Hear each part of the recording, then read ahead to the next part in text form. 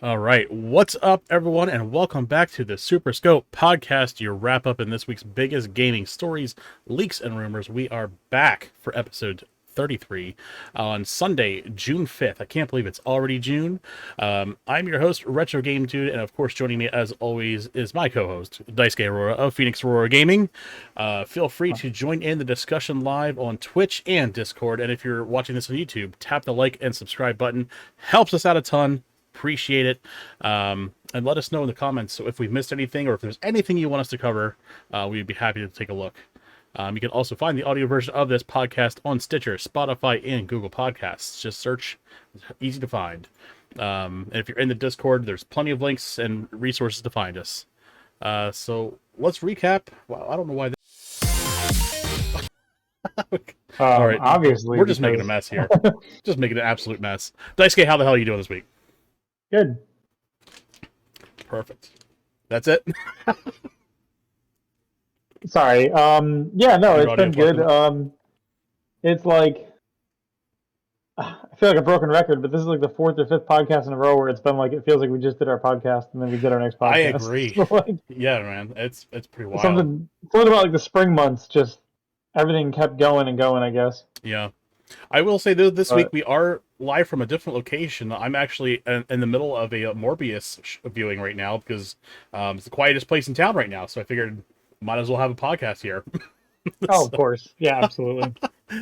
Oh man. So let's I can press the right button this time. State of the stream. So Lego Star Wars, we wrapped up and we're at the last episode of the series. Thank God. Yeah, it's the game that just won't end.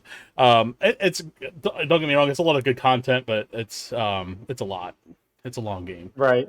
We had Jackbox last night we're back. I guess we took the last week off, and it was a wild night. We had a fucking good time, man. Oh yeah. And if you're missing out, we are doing this every Saturday at 9:00 Eastern time.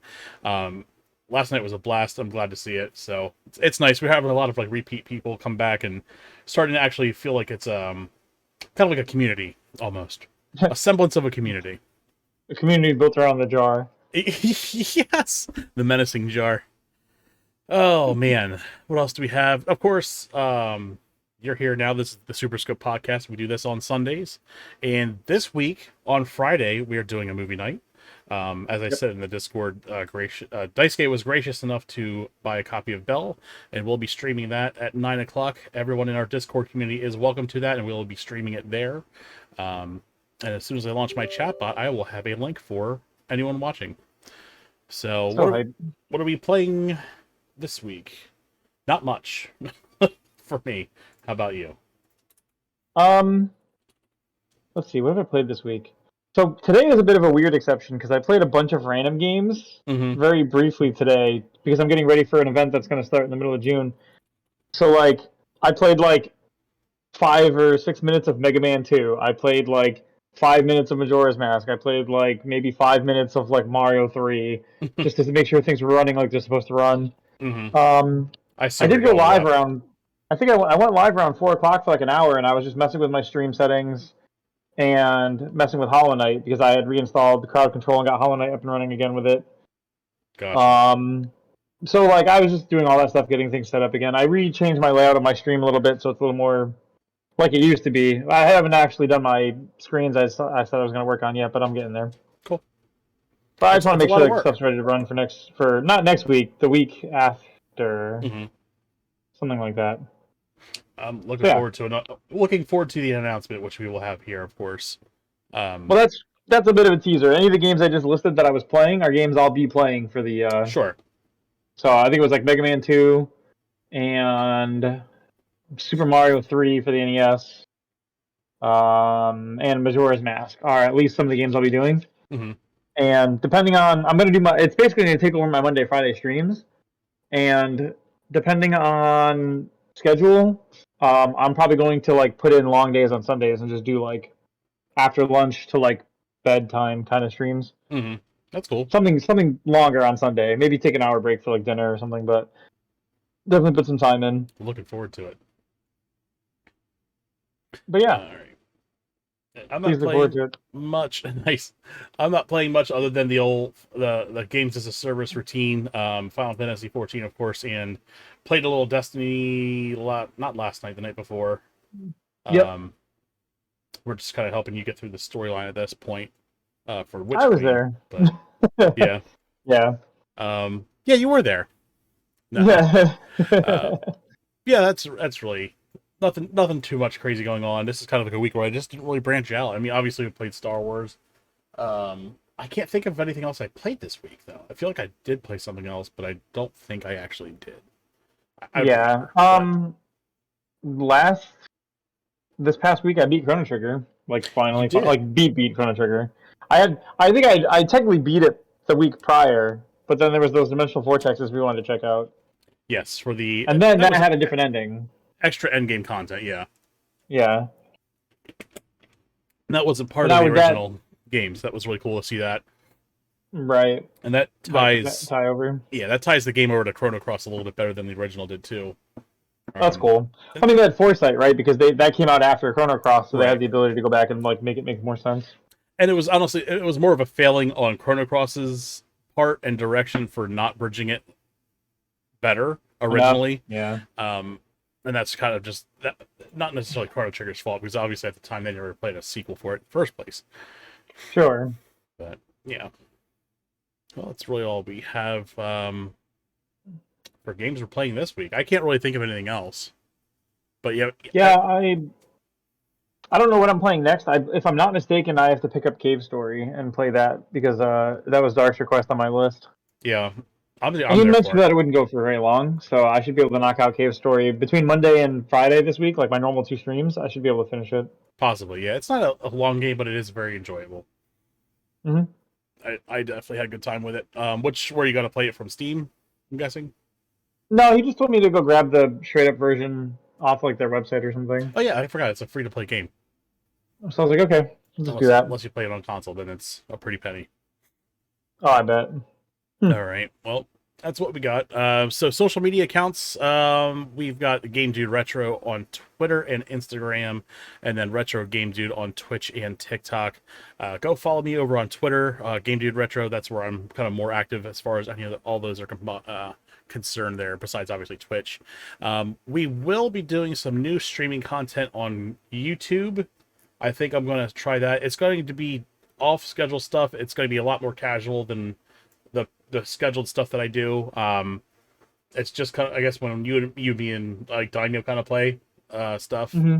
off stream or whatever. That's going to be kind of Yeah, the more YouTube focused stuff.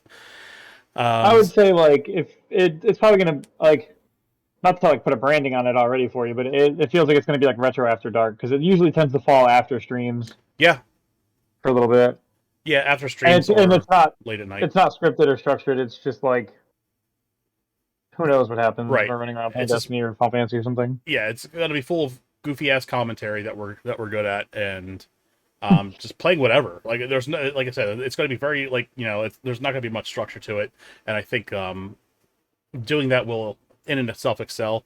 And that's why I'm going to separate it from the Twitch because Twitch that I have is very structured. It's always scheduled. It's always specific content. Um, Hmm. but it'll kind of let me breathe and stretch my legs at the same time. And if I don't want to stream it, I don't have to. So that's the best Right. part.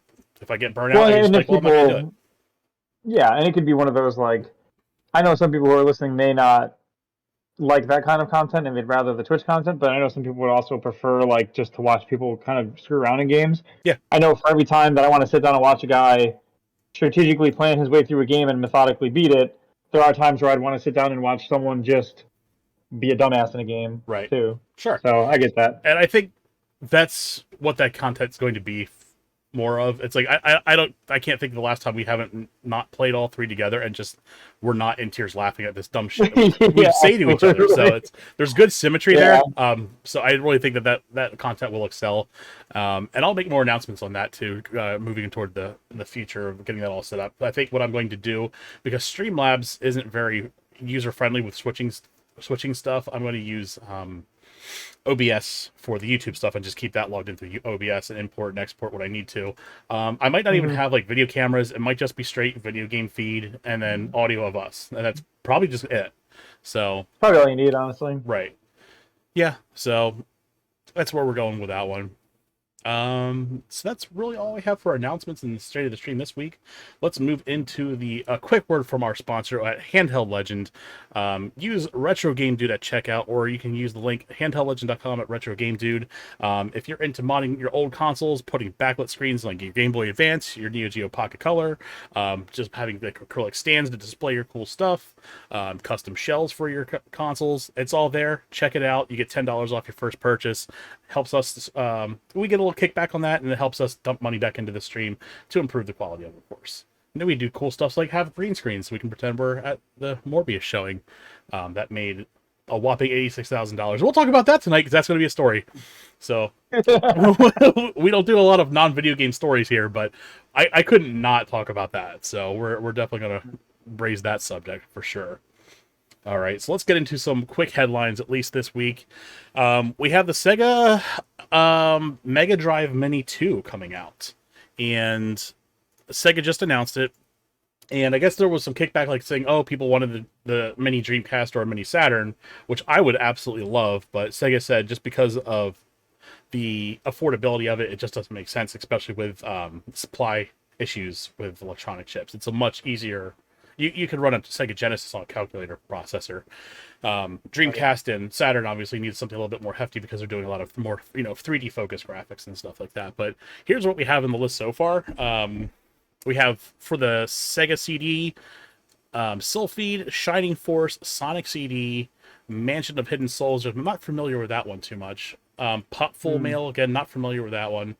And then we have Virtual Racing, Bonanza Bros, Shining in the Darkness, Thunder Force 4, which I've played Thunder Force 5 on the PlayStation. I really like that. That had a really fucking kick-ass soundtrack to it. Magical Taruruto, not familiar with that one, and Fantasy Zone. So that's what we know of now. And I think it's really at least decent that they're putting Sega CD stuff on here. Moving forward, so I'll be interested to see what else they come up with. I guess they're gonna do 50 titles total, so I'll be interested to see what else they come out with Sega, because there's a lot of good Sega CD games they're just not very accessible. Right. So it'll be cool to get that out there. I'd love to see them do a Sega Saturn Mini, because holy shit, there's so many good games on that console that just never saw the light of day outside of the Saturn. But right. Hopefully in the future, when they figure out the supply issues, we'll have something like that. Oops, we're not doing that one yet. So for, I guess, Prince of Persia, Sands of Time. God damn it, he saw it. The Sands of Time remake isn't canceled, but it is delayed again. There's that, and then we have a 15 U.S. child advocacy groups have asked the FTC to investigate EA over loot boxes. We'll talk more about loot boxes in the show, that is for sure. And then we have a big rumor, Fire Sprite reportedly working on Twisted Metal and 5 other games for PlayStation. So I'm very interested to see what we get for Twisted Metal. I would not be shocked if this is part of PlayStation series and like games as a service. I can absolutely see them doing like season passes with this game, cosmetic purchases and stuff for the vehicles and all kinds of shit. But sure, if they make it good, it could make a good comeback. We haven't seen a Twisted Metal since the PlayStation 3. So no, I don't even think so. Right? No, it was Twisted Metal Black, Twisted Metal, the reboot. Yeah. Oh, Black was PS2, but then they did one PS2? just called Twisted Metal, I think. Okay. On PS3, and it was sort of like a reboot of it all, but then it never went anywhere. Interesting. Another rumor, Toys for Bob could be working on a new Crash Bandicoot. I can't wait to see that get mismanaged. So, oh my god. I don't know. We'll see. It's under Microsoft's umbrella right now, and at this point, I just have zero faith in them. The default position is it's not gonna. Right. The default position is you're gonna hire the Fable team to make the Forza team to make your Fable game. Yeah, in a racing engine. So that speaks for itself. Yeah.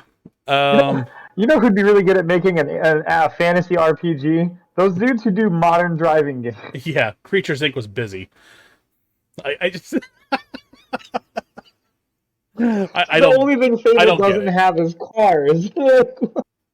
I Okay. see people. I saw people online defending it too. Like, oh, X game and this game was also built on that engine too. It's like, yeah, but those teams had experience designing the game that they wanted. You have explicitly a racing developer building an RPG adventure game. Come on, That's in our show like, notes, isn't it? The little bit about what happened there, or no? what's up? Is that one of our headlines today? What happened with that, or no? I didn't because I just don't want to bitch about it, but we can bitch about it if you want. That's fair. No, that's fair. We don't have to. We can save it for Bethesda's We do that. We do what that way have too you. much anyway. Yeah, Not too much. We I do just it proportionally to how often it happens. well, that's the thing, and It's just I don't want it to be takes up like too much of the show. I don't want to be pigeonholed as someone who hates Xbox, but content is content, and they keep They're shitting not the bed. helping. Like Yeah, they're not helping. I can't help that they're amber hurting the fucking game industry. So Well, you can't even.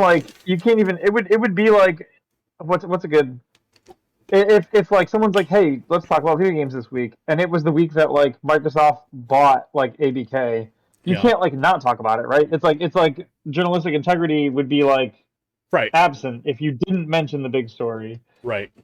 And So yeah, I see I other agree. YouTubers and so they get hounded for the same thing, and it's like they're reporting their reviewers and Yeah, they're doing it in the interest of their own career because that's their job to do this. And it's like if another company was fucking up as much as Microsoft was, they would report it the same. It just happens to be Microsoft is mismanaging like 6 studios at the same time right now. So yeah, it's definitely impressive. so it's like, yeah, we can't get the our heads out of our asses, but let's buy another studio and almost double the size of our IPs. It's like it just doesn't make any Yeah, sense. I don't know. I see a lot of people too worried about because Fable got announced like 2 years ago, and then we saw nothing since. Mm-hmm. And I think you sent me like a thing like a couple months ago. They were still hiring for the Fable team for like senior dev spots and like team leads, and it was like, They had to like what? bribe someone Like, off the original Fable team from Lionshead Studios that was fired. They had to like probably pay him like blood money to come back to come back. develop this. Yes. Yeah, So it was weird to see that like 2 years in, they should have been like 2 years is a pretty good time to get through like the basic production stuff and like pre-production and kind of have an idea of where you're going. And mhm. you should be putting your team should. I mean, I guess yeah, you could still be hiring some positions, but like high end creators and influencers that are like going to be controlling the project or like deciding where the project goes feels weird 2 years in. 100%. We're seeing the But same thing with Perfect Dark's development, and it's like they're oh god, what hemorrhaging happened to that talent. game? I think they announced it the same year they announced Fable, and nothing's happened with it. Oh, And did they? the only thing that we've seen so far is that they're hemorrhaging people because it's apparently a dumpster fire. So I felt it feels like Perfect Dark got announced when I was like coming out of high school and it just never came out. right, But I think they did. I think it was they did a Perfect Dark and it was like nobody talked about it or played I it or think they anything. did. Didn't they do one on the 360? Yeah, they did. That's what it was. And like Uh-huh. nobody said a word about it and it was like okay, and then it just went away and then it Right. died. Like a lot of good IPs just kind of went away. What happened to Ninja Gaiden? I don't How know. many, Isn't who is it? sitting on Ninja Gaiden's IP that they're not doing anything with it? I want to say Capcom, but I know that's not right. No, but it's Team Ninja, right? And I think they're doing other projects Let me see here. because they did the Final Fantasy Souls like, or is it Koei Tecmo or somebody, right? I don't know. It's been forever. Um, director. I can't even pronounce that. Team Ninja. Who owns Team Ninja though? Let's take a look quick. It's a Koei Tecmo title. Okay, okay. Yeah, I just assumed it was Capcom because they're sitting on a gold mine of IPs that they never touch anymore. it just well, it's one of those. Yeah, it's like I know. It's I've definitely pervasive. told I've definitely told the story before, but like when I first got my original Xbox, it was to play like Fable, Ninja Gaiden, and Halo. Mm-hmm. and now one of those IPs is a dumpster fire for the last like generation and a half. One of those IPs is just missing, and the third of them is the one we're talking about now. That who knows what's up with that game? It's been out. It's been on the block for 2 years, and like you said, who knows? They're still hiring people for it. They've got a bizarre plan to like I don't know. I mean, I wouldn't hire like the EA soccer team to like make my next like FPS shooter, but maybe that's just me. Yeah, it's baffling. All right, well, we'll bitch about it more. I'm sure we'll have more to talk about once we get the Microsoft Bethesda's we have nothing to talk about bonanza. So we'll see. Yeah, showcase of what. So well, we got a couple more headlines here to go over real quick. Knockout City went free to play with Season 6, so that's a thing. So dodgeball game, right? It's like dodgeball in the city. I think so. Is that what that is? I thought it was I think it's like roller I think it's too or something. Oh, maybe. Let me take roller skate dodgeball. I'm pretty sure I just remember it being a dodgeball based game, but because I remember when it got announced for the Switch, it was free to play. No, it wasn't free to play on the Switch, but something like that. Maybe I'm drunk. I'm probably drunk. I don't see roller skates. It's just kind of. But I can see why you would think that though, because because the movement is very free flowing. Yeah. And then there's a lot of like those animation locks where like when you're doing a ball throw, your guy just kind of goes wherever you want. Sure. So it feels like you're on wheels, and then on top of that, it's kind of got a Jet Set Radio vibe going on. So I could totally see that. What was that actually? It reminds me of the other game that we saw. That's like a spiritual successor to Jet Set Radio. Do you remember what I'm talking about? We saw it during one of those Nintendo Directs. There was two of them because there was one that came out a couple years ago that I got. It's good, but there was another one that they announced as well. There's a newer one that they showed us like not long ago. I think this one's actually like from the team that did Jet Set. Yeah, I could be wrong though. Bomb Rush Cyberpunk. Yes. I have Hover, which was also another spiritual successor, and that one's pretty good too. Yeah, that's a thing. And then we saw Pokemon Scarlet and Violet got another trailer. Yep. That's a thing. Oh, that was cool. So I think the big takeaway with that one was I like the way that they're doing. Each game has a different professor, which really is starting to lean into the storyline of the games being in two different parallel universes. So that's pretty cool. Yeah. And obviously the big takeaway was the 4-player co-op. So yeah, there's actually a pretty funny thing about that. Give me 1 second and see if I can find it. Sure. So Pokemon Scarlet and Violet, they showed us there's two professors, right? Mm-hmm.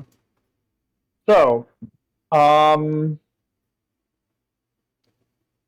let me see if I can find it. So the new region is supposed to be basically set in like a Spanish inspiration, because there's always like inspiration based on like areas. Like Unova was New York. X and Y was in Paris, France. Yeah, like France, etc.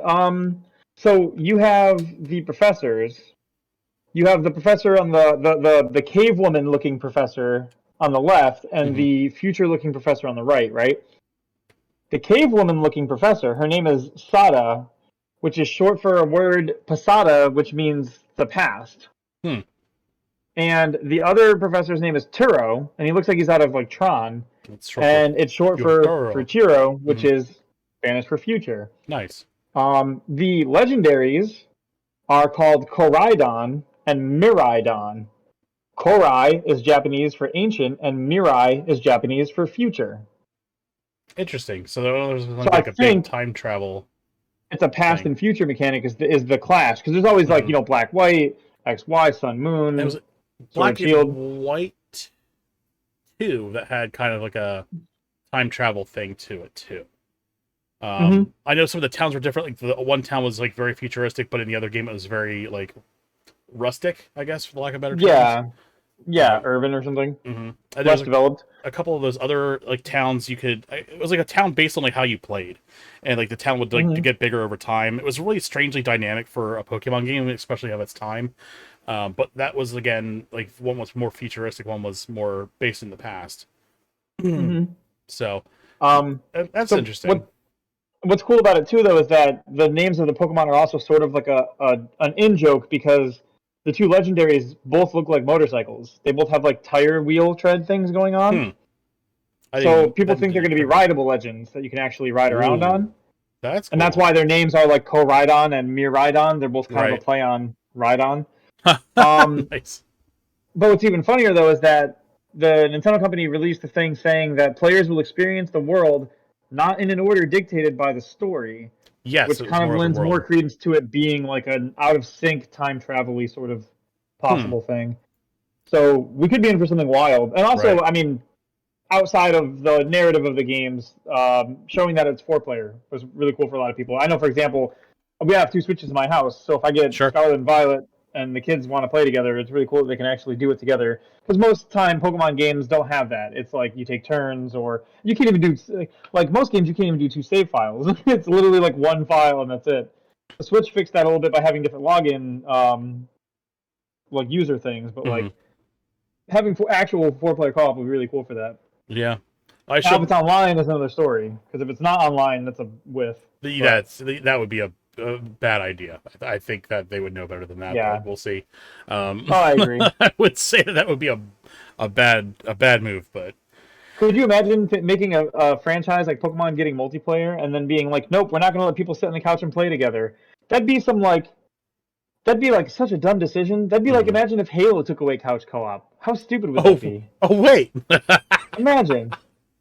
Oh Imagine god, throwing dude. like your favorite feature away, everyone's favorite feature away. That'd be wild. Nobody would make that mistake.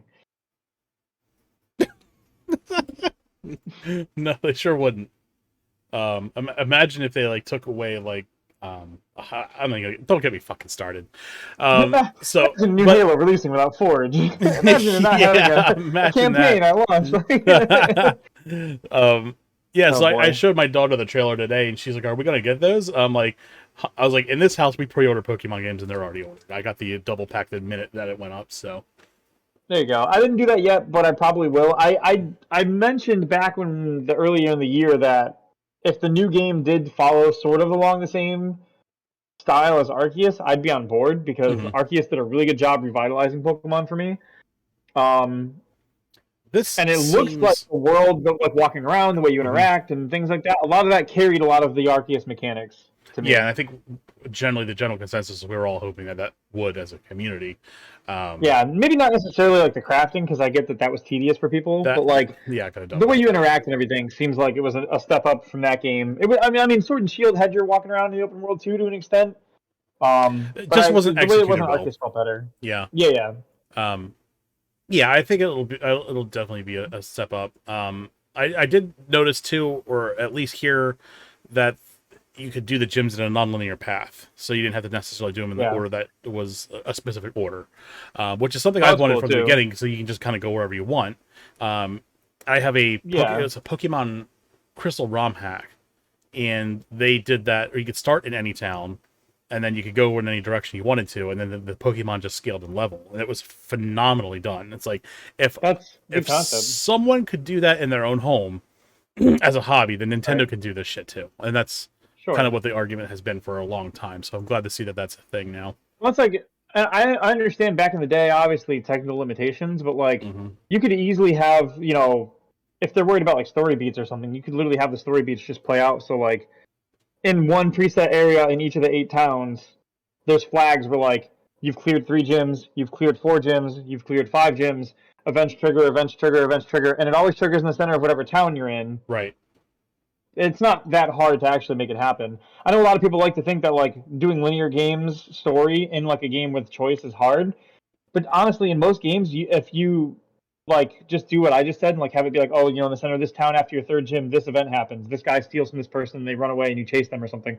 You can have that plan out in any village or any town in the game, and if you take that little bit of modulation to make that something that's sort of future proof to work anywhere, on the player side, it would be phenomenal because you'd be like, oh yeah, dude, I played the game this way. I played it in that order. You played it in this order. Sure. And code wise, it's not like it doesn't seem that different. Like it's just sort of It, variables, and we know how right. amazing variables can be. We've learned this. Technological Um, wizardry, my friend. yeah, yeah. but you can have like a wildly dynamic experiences from the player perspective. Like it would, my son's 11. It would probably blow his mind to be able to be like, me and my dad and my sister all played the games different way, and the story played out and it still worked. It didn't fall apart or whatever. Like it'd be really cool. Sure, and it's not nothing that Skyrim hasn't already done. So it's. Mm-hmm.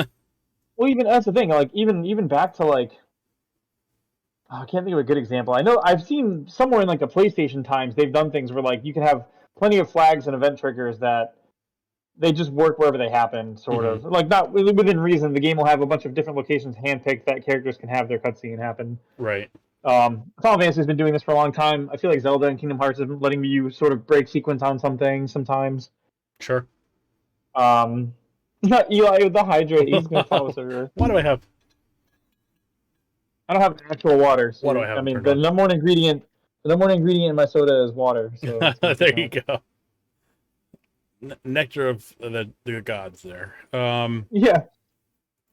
Yeah. So I obviously have it pre-ordered. Hopefully it's not a dog shit game. So that's where we're at with Creatures Inc. Game Freak right now, but. Right. I mean, my last Pokemon I sat down and really played that was a mainline entry was X and Y, and I didn't even beat it. I played through most of it, and then I kind of lost interest. But I did beat Arceus. Like, I powered through Arceus and then kept playing post-game for a while before I got bored of it. Nice. Or something else came out. Maybe I think Tunic came out. I think Tunic pulled me off, actually, because I was kind of playing off and on. And then I think I put it down to pick up Tunic one day or something, and I never picked it back up. Gotcha. I ought to go back and finish that. I'm like at the end. I think I have to still fight the Avalugg, or I just beat it, and then that's it. So that's kind of where I'm at. Man, you gotta beat Arceus. You gotta beat Tunic. Yeah, I know, dude. I don't have any fucking time. I know. I thought I would, but I do not. So yeah, that's where we're at. Now, I just did a little spoiler, so anyone who was at the top of the show saw it. I accidentally moved forward with the slideshow, but let's talk about a movie. the greatest movie of our own, the greatest movie of our generation. Oh my god! So we saw Morbius come out and not do well, to say the least. And obviously the internet's been gaslighting with memes like just relentlessly for months, weeks maybe, and I think there was generally a misread, to say it lightly, on the popularity of this movie.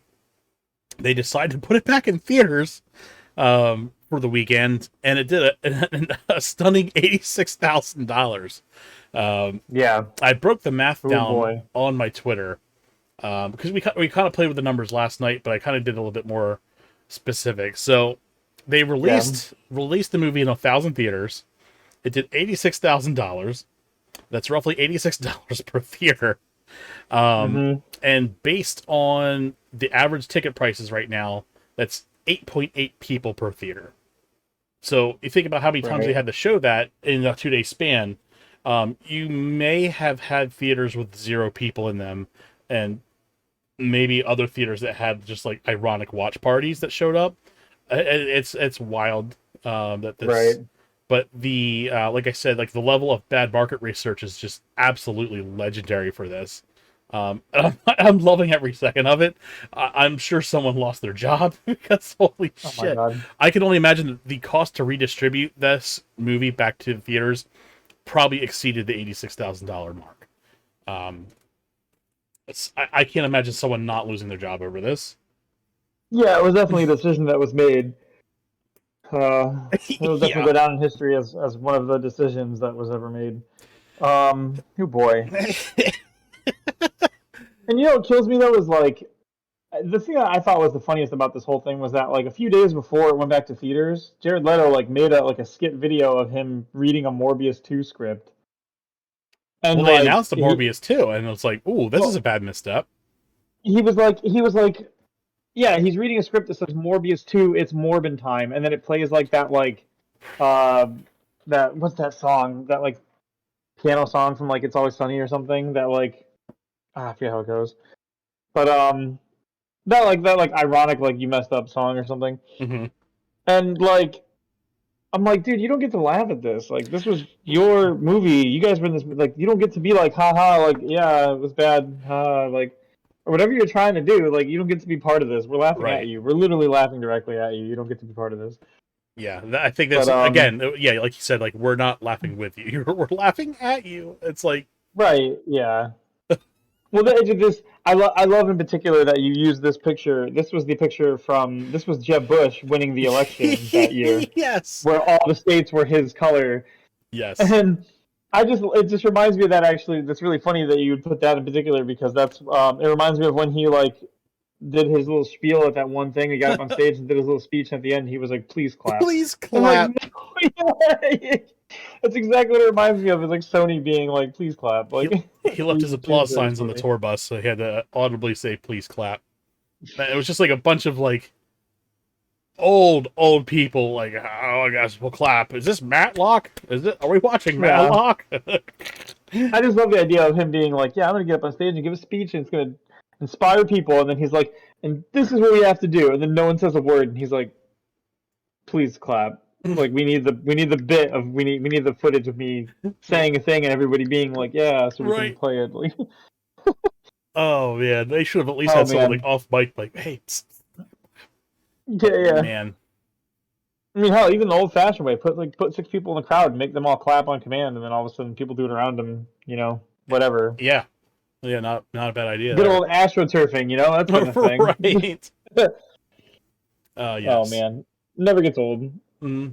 So, yeah, if you saw Morbius this weekend, please, if you were one of the handful of people that went out and saw Morbius this weekend, let us know in the comments. We want to know Yeah, why. well, yeah, I was just gonna say, explain why, please. Outside of irony, I want to know why. Like, and this, what the worst part about this is too is if I'm not mistaken, this is part of Sony's like wannabe Spider-Man universe, right? I guess what are they calling this? The Ramiverse, or is this I not don't part know. of that? I don't And know. all I know is that they're making a Spider-Man cinematic universe, and that's why Hmm. they did Venom.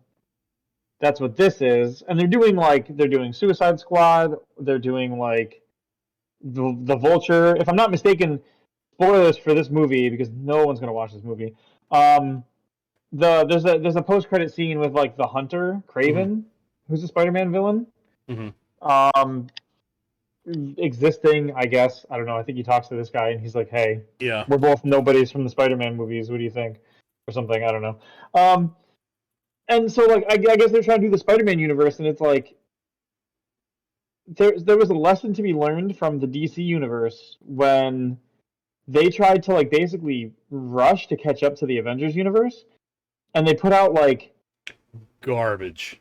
a Superman movie. Well, I think they did like a Superman movie, Wonder Woman, and then they went to like Batman versus Superman, and then they went to like the Justice League. Maybe they did Aquaman before that. I don't remember, I but think no, like Aquaman was after.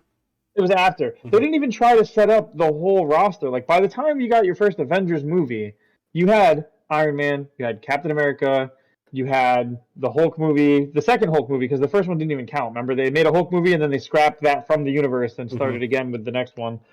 Um, you had all these movies setting up what was going on, and then Avengers happened, and then Right. they did phases where like they did a bunch of movies that set up new characters, introduced new plot points. They sort of teased you with little bits of things, and then they were like, "Oh, by the way, now here comes Avengers 2, Ultron. Here comes Civil War. Here comes whatever, whatever." And like DC rushed the hell out of it. And then, like you said, it wasn't even like it was quality movies the whole time. It was like you could tell their whole goal was to get out Get out ahead of. a Right. DC Justice League movie, and that everything else was just like they had to go through the motions to do some of it first, Right. and they didn't want to. Well, they should Um, have done all the Justice League characters should have gotten their origin story, and they mhm, didn't. They skipped over half of it, and that's the problem. There was no problem with them offsetting with the Avengers.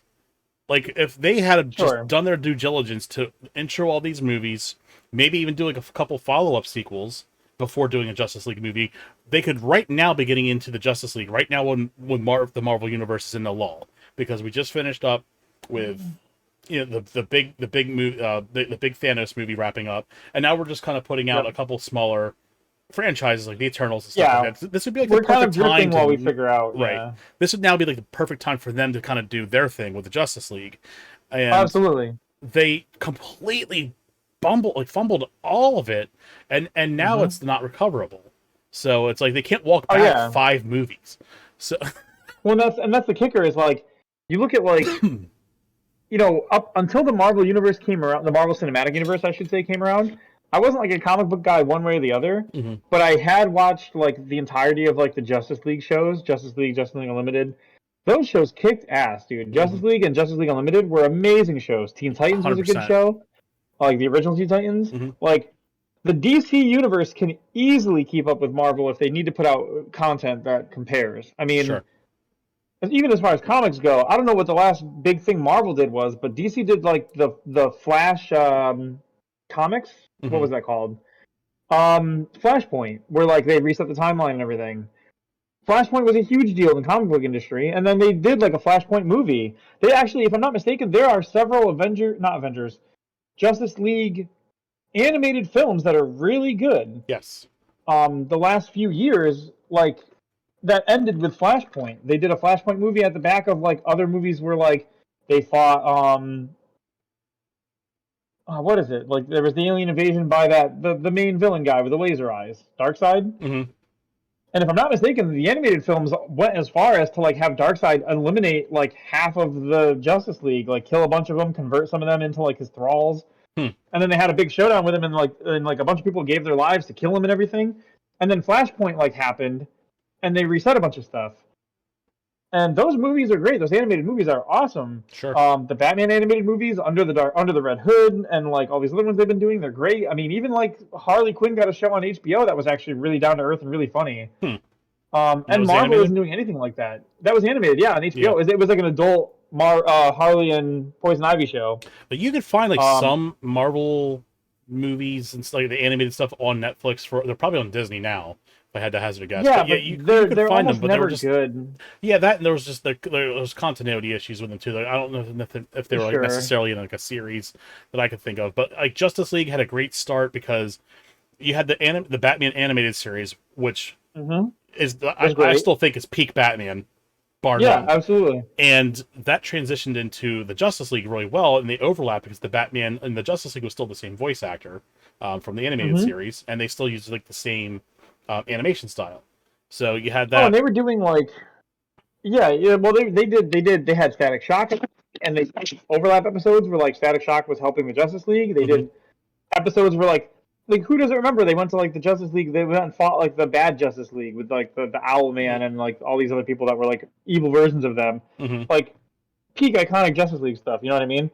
And it's just funny to sit here and be like, which superhero movies are great? And it's like, oh, the Marvel movies. Don't even bother with the DC movies. But then when it comes, you step outside of the Marvel Cinematic Universe and you're like, comics, DC does great. Oh, animated shows, DC does great. Animated films, DC does great. And it's like, Marvel's only killing it in the Marvel Cinematic Universe, but they're like wiping the floor with DC over there. And I don't understand how they have such good material to work with. Yeah. Mind-boggling. I think they executed the live-action Marvel universe a little bit better with the writing, the character execution. I mean, you look at like Tony Stark in the Marvel Cinematic Universe is 1,000 times more interesting than in the animated any of the animated versions. Like, oh, absolutely, I remember as a kid, like boring as shit character, just like who gives a shit about this dude in a fucking tin can? And now it's like, yeah, now he's like the forefront of like this Marvel universe. Well, not to mention, like, you know how many times we've had like, I remember the first when we were first doing the first run of like all these movies, it was like, you know, we had Iron Man, we had Captain America, you had the Hulk, Avengers happened. Like, and then like in like phase 2 or phase 3, they started bringing in people. It was like, oh yeah, Ant-Man. And it was like, I've never even heard of Ant-Man. And like just the idea of like Ant-Man sounds dumb on paper. And then you sit down and you watch Paul Rudd play Ant-Man and it's fucking great. Yep. He's like one of the best people out of the whole franchise, you know what I mean? 100%. I sit down and they're like, oh yeah, the next movie is Black Panther. And I'm like, I don't know anything about Black Panther. I can't say that I'm interested. And it was and then you go see the movie and you walk out of the theater. So good. And you're like, dude, they keep doing this. They have these characters I don't care about. I didn't know who the Guardians were. Guardians of the Galaxy? No one knew. Oh, the Eternals? Yeah. Guardians of the Galaxy. Guardians of the Galaxy was another great one because I had no idea who the Guardians of the Galaxy were. I had seen Rocket in Marvel vs. Capcom 2, and that was probably it. I have not seen Starkiller, Drax, or not Starkiller, what's his name? Star-Lord, Drax, Gamora. None of these people meant anything to me. And then now I'm waiting for the third movie like everyone else. I'm about to hit, or Epcot's got the Guardians of the Galaxy Cosmic Rewind ride, and there's a huge line to get in that ride. Open that up like this week? Just opened up like this week, or last week. And it's like, oh man, and it's like, and same thing, like casting kills. Iron Man, Tony Stark, perfect casting. Captain America, great casting. Find a better Iron Man. Even joking about Scarlett Johansson as Black Widow, she does a great job in that role. Hawkeye is great casting. I mean, the Winter Soldier and Captain Falcon are great casting. All the Guardians are great casting. Like, there's insane so how much well they do that. Synergy and chemistry in those movies. Yeah, and those movies ooze personality and stuff like. And then you get like, I think on the DC side, the only I like Wonder Woman's casting. I think she's a great Wonder Woman, and I think, funnily enough, I think Jason Momoa is a great Aquaman. I do not care about the Batman Superman castings, and I don't even know who plays the rest of the cast. Those are the only two people I cared about. I really saw the first enjoyed Wonder Woman movie and Aquaman movie, and that was about it. Yeah, I really enjoyed the Wonder Woman movie. I didn't see the second one, but I heard it wasn't as good. I didn't see it, and I also heard it wasn't as good. I was okay with Aquaman.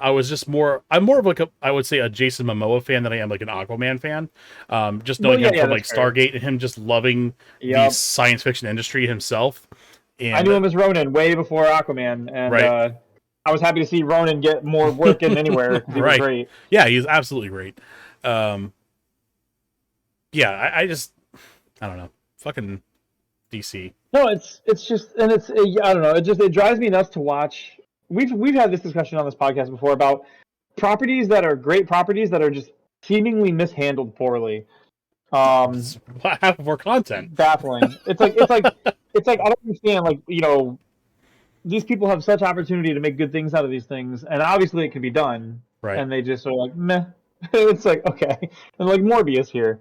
But like, same problem here. Spider-Man Cinematic Universe is not, like, you can make that exciting if you do it right, but I think like the most exciting parts of Spider-Man happened. I think Spider-Man's 1, 2, and 3 in the Marvel Universe, and then the other ones they've done prior that got tied into the Marvel Universe in the most recent Spider-Man movie. I think you've played out all the exciting parts of Spider-Man. And I don't think the Hunter dude or like whatever is gonna make it happen. Are they trying to do like a Sinister Six and then? There is plans to do Sinister Six, is what it is. Gotcha. I think their best bet would be to stop trying to do Morbius and everything like it, and triple down on things like Into the Spider-Verse or whatever. Stuff like that was 100%. Awesome. Now, if they did like just like a straight Sinister Six movie, maybe that would be like the better move. But like Morbius just isn't interesting enough, and it's been demonstrated. So I to do as a standalone movie. Venom, yes. Carnage, probably, but like I just can't think of like the other Sinister Six. Not the Carnage is Sinister Six, but just like the other Sinister Six. I just can't see them being like standalone movies. It just doesn't make any sense. See, I think like Venom and Carnage is a good way to go because that is iconic and people like that stuff. But are you kidding? Dude, people hated Carnage. That whole Carnage run back in the day. But I liked it. Yeah, yeah. You go on some Spider-Man diehards. They'll tell you they hate it. Oh, that's weird. I enjoyed it. I thoroughly enjoyed the Maximum Carnage series. I don't know much about it. I just know whenever people talk Spider-Man, like Venom's always like Venom, and then like when Carnage shows up, people are like, "Holy shit, Carnage!" Like because he's like a big deal. I think personally going like the Venom Carnage route, I think it would be the way to go, and I think Venom's already trying to go that way, if I'm not mistaken. Probably. I think they made hints at it already. I'm not sure.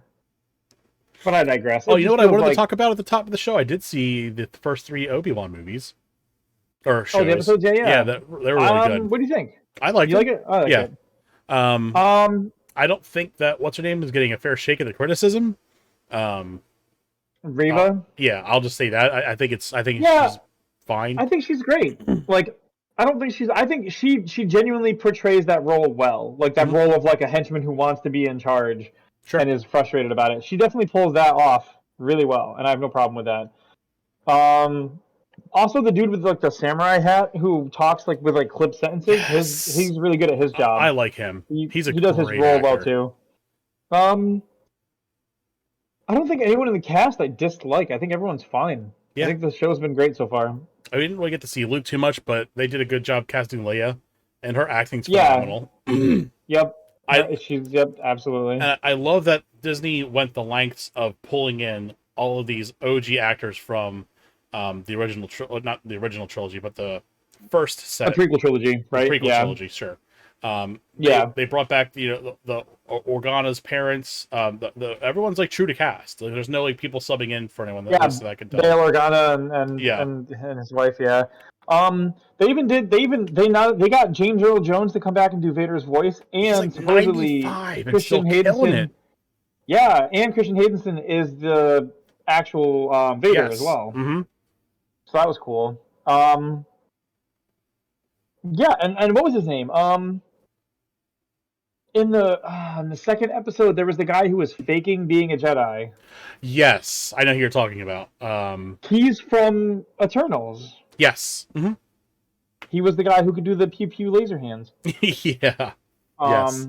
And I want to actually look into that guy because I've only seen him in that episode of Kenobi and Eternals, as far as I can tell. But he's awesome. He just oozes personality. He's funny. I want to see more of him and stuff. But I mean, obviously, that's. Was he in Deadpool too? Was he the taxi driver in Deadpool? I think he was actually, right? I think he was. I think you're right. Oh man. Hang on. Now I got to figure out who this guy is because I think you're right. I think that absolutely was him. Yep. Wait, is that no? It's not him. He actually looks a lot like him though. Oh, he looks a lot like him. Yeah. Oh, what is this dude's name that can shoot hand bolts? He was in something else I saw recently. He was hilarious in. The hell. Maybe more like a sitcom setting, but I think and you know what's funny is Eternals was another one of those Eternals. I think was also a good movie in its own right. I think it could have been. It didn't have to be a Marvel movie in the sense that you could watch that movie standalone and not know anything about the Marvel movies and still walk away from it with a good experience. Yeah. So his name is Kumail Nanjiani. Kumail Nanjiani, got him. He's been on Adult Swim. He was in Adventure Time. Eternals. Let's see. Oh, he was in Murderville, and that was the funniest fucking episode in the series. And if you haven't watched that on Netflix, immediately go watch it. That was I haven't hilarious. seen it. Holy shit! That episode specifically had me pissing my pants. That's funny. I'll have to check it out. He's in some bigger name stuff that I didn't see. Like he was in the Doolittle movie with Robert Downey Jr. Oh, he was in that. That was a good movie too. He was in Men in Black International, which I don't think I saw. Oh, he was in Silicon Valley. I think that's where he got his big start.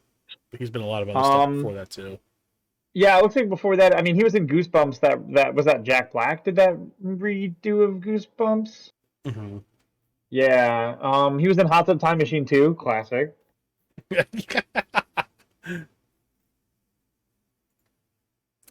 he has a huge television thing though. He was on Colbert Report, Saturday Night Live. If we don't run too late, I'll play that episode in this Discord. Yeah. For Murderville. Kane Peele. So he's an Archer. Aquatine Hunger Force. Probably just one-off episodes for those, yeah. Yeah, Obi-Wan Kenobi. Oh yeah, Murderville. Okay, yeah. Most likely to commit murder. Nice. Walking Dead, Mass Effect, Middle Earth, Shadow of War for video games. So a couple of video game titles as a role too as a voice. Neat. Yeah, he's cool. I like him a lot. I like to see him do more stuff. Yeah, definitely. Props to him for doing his job well. Right. All right, let's move on. We're running late on that story. Next one. Oh my god, yeah. Next one up. We saw some GoldenEye news pop up on Twitter just today. And it looks like we had a big leak, or at least a leak, not really necessarily a leak. Let me see here. Yeah. Go to the graphic here. We saw Wario 64 posts. GoldenEye 007 achievements viewable on Xbox's website. So, I keep pressing the wrong button. So we have obviously, people are kind of going nuts for this. my biggest worry is I think people look at this game, like the title says, with the rose-colored glasses. This game did not age well, and I think people kind of romanticize the nostalgia of this game very thorough. And Nintendo 64 in general has a lot of titles that were kind of like this, where it's like, sure, they were popular for their time. Do they hold up well? No. Did they pave the way for a lot of predecessors? Yes. Right. Yeah, absolutely. I don't know, but I guess people are kind of like, oh, is this going to come out to the Switch? Now people are trying to, like, oh, they think that this is going to come out on Xbox, but also it's going to come simultaneously on the Switch too, on the Nintendo Online offering for N64. I really wouldn't hold my breath there. Maybe, I don't think at the same time at least, but maybe down in the future. I can't really think of anything else that to indicate that would happen, but yeah, that's where we are with that. Anything to add on that one? We've talked before about how GoldenEye was not a game that influenced or shaped my gaming repertoire at all. Yeah. And looking back at it now, I mean, obviously I don't have any nostalgia or rose-tinted glasses, so for me, looking back at it, it just doesn't hold up, and I don't care about it. I'm kind of there that too. It exists. I'm glad for whatever was built on the back of GoldenEye, because I'm sure a lot of shooting games owe, like, up the ladder their steps to GoldenEye's like breakthroughs. Sure. But I'm not excited to see GoldenEye in any capacity. Me neither. And that's the thing that kind of goes in that strain of, like, I just don't give a shit about N64. And when they were like, oh, we're going to charge extra for N64 stuff, so I'm like, oh, good, I don't have to pay that to move on to that. I'll happily sit this out. So definitely. I'd like to append the back half of this story with something that was very funny that I found on Twitter today. What's that? I don't know if you saw this. So you know what GitHub is, right? Yes. Okay. The Unreal Engine is on GitHub. They actually use that as their repository place that they access and work on. Their repository, yeah. Somebody named like Rashida Ditya on Twitter went to he went and did a pull request on the Unreal Engine and notified 400,000 people via like an email chain that he wanted to pull the engine. And it like led to this like big chain reaction of 398,000 people all trying to reply to this guy. Like, what do you do? Pull the engine? Like download the engine from GitHub instead of going to the Unreal like the Epic Game Store or something. Oh no. He tried to do a pull request and like a merge, and it caused like 390,000 people to get notified about it. And oh my god, you know, my Twitter is mostly game devs, and like game dev Twitter is like having a meltdown over having to respond to this whole thing. Oh my god, dude. Every person I know that's in any part of game development right now, like today, was like, "Oh my god!" Either people were in the thread watching it like melt down, or they just like saw the end results later and they were like, "Holy shit!"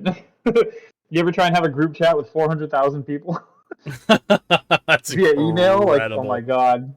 Oh, I just had to point that out. I get where I work. We have people who have the tendency to hit the reply all button a lot instead of just reply, and my email sometimes just doesn't stop. So I get it, but that's the to the nth degree of that, and I can't even imagine. Apparently, a lot of people who have access to it now aren't even people who work on it anymore, or shouldn't have the access and just never had it taken away. So, like, as of 19 hours ago, someone's like, I feel like I'm missing out. And then 19 hours ago, someone's like, it's continuing. People are posting Morbius memes and Goatsy. You're not missing out. Perfect. I love it. Yep. Oh, God. Well, that's all we have for 007. Keep an eye out. We might see... we might see something with the Xbox and Bethesda gangbang. We'll see. Oh my god, I just came back to I was reading that thing on Twitter, and I just came back to look at your stream, and I saw these lenses sure are rose colored. I didn't even see that when I made my comment. Oh, that's funny. I thought that's what you were playing off of. That's great. No, I didn't even see it. I was like, that's just what it is for a lot of people. And then I clicked back to look at the stream, and that's what you have up. And I'm like, yep, there it is. Indeed. So we'll move on. Diablo Immortal came out, and to the surprise of no one, it sucks. So I guess I can't speak to the gameplay itself. The gameplay might be fine, but again, it's another mobile cash grab. And we've gotten people crunching numbers and saying to max out your character stats and slots and everything, it would cost you $110,000 to do that. Yep. And we had was it here esports extras? We had an interview with two of the producers of the game. One guy, obviously, who infamously said, "Do you guys not have phones?" At was it Blizzard Fest, or whatever the hell it's Blizzard called? convention. Yeah, the convention. BlizzFest, that's it. Yep. So the one reply here was, for us, the key is to offer different ways to play the game. Some like legendary gems and crests. Yeah, some like paying for dumb, stupid gems to, basically open up features of the game. Others like the social aspect. Diablo Immortal is a free game and will attract many new players. I wish these players would find their own way to experience Diablo Immortal to its fullest. It just feels so disingenuous, and it feels like such a form response. And I think what they're really trying to do here is they came out with the worst thing possible because they knew they were going to get blowback from this. Let's face that. It was sort of like the I'm going to get in trouble, so I might as well just do the bad thing. Right. So they're doing they're seeing what they can get away with, and then they're going to be like, "We hear you. We're going to change blah blah blah blah blah," and they're going to they'll probably reel of it a little bit of it, some, but not fully.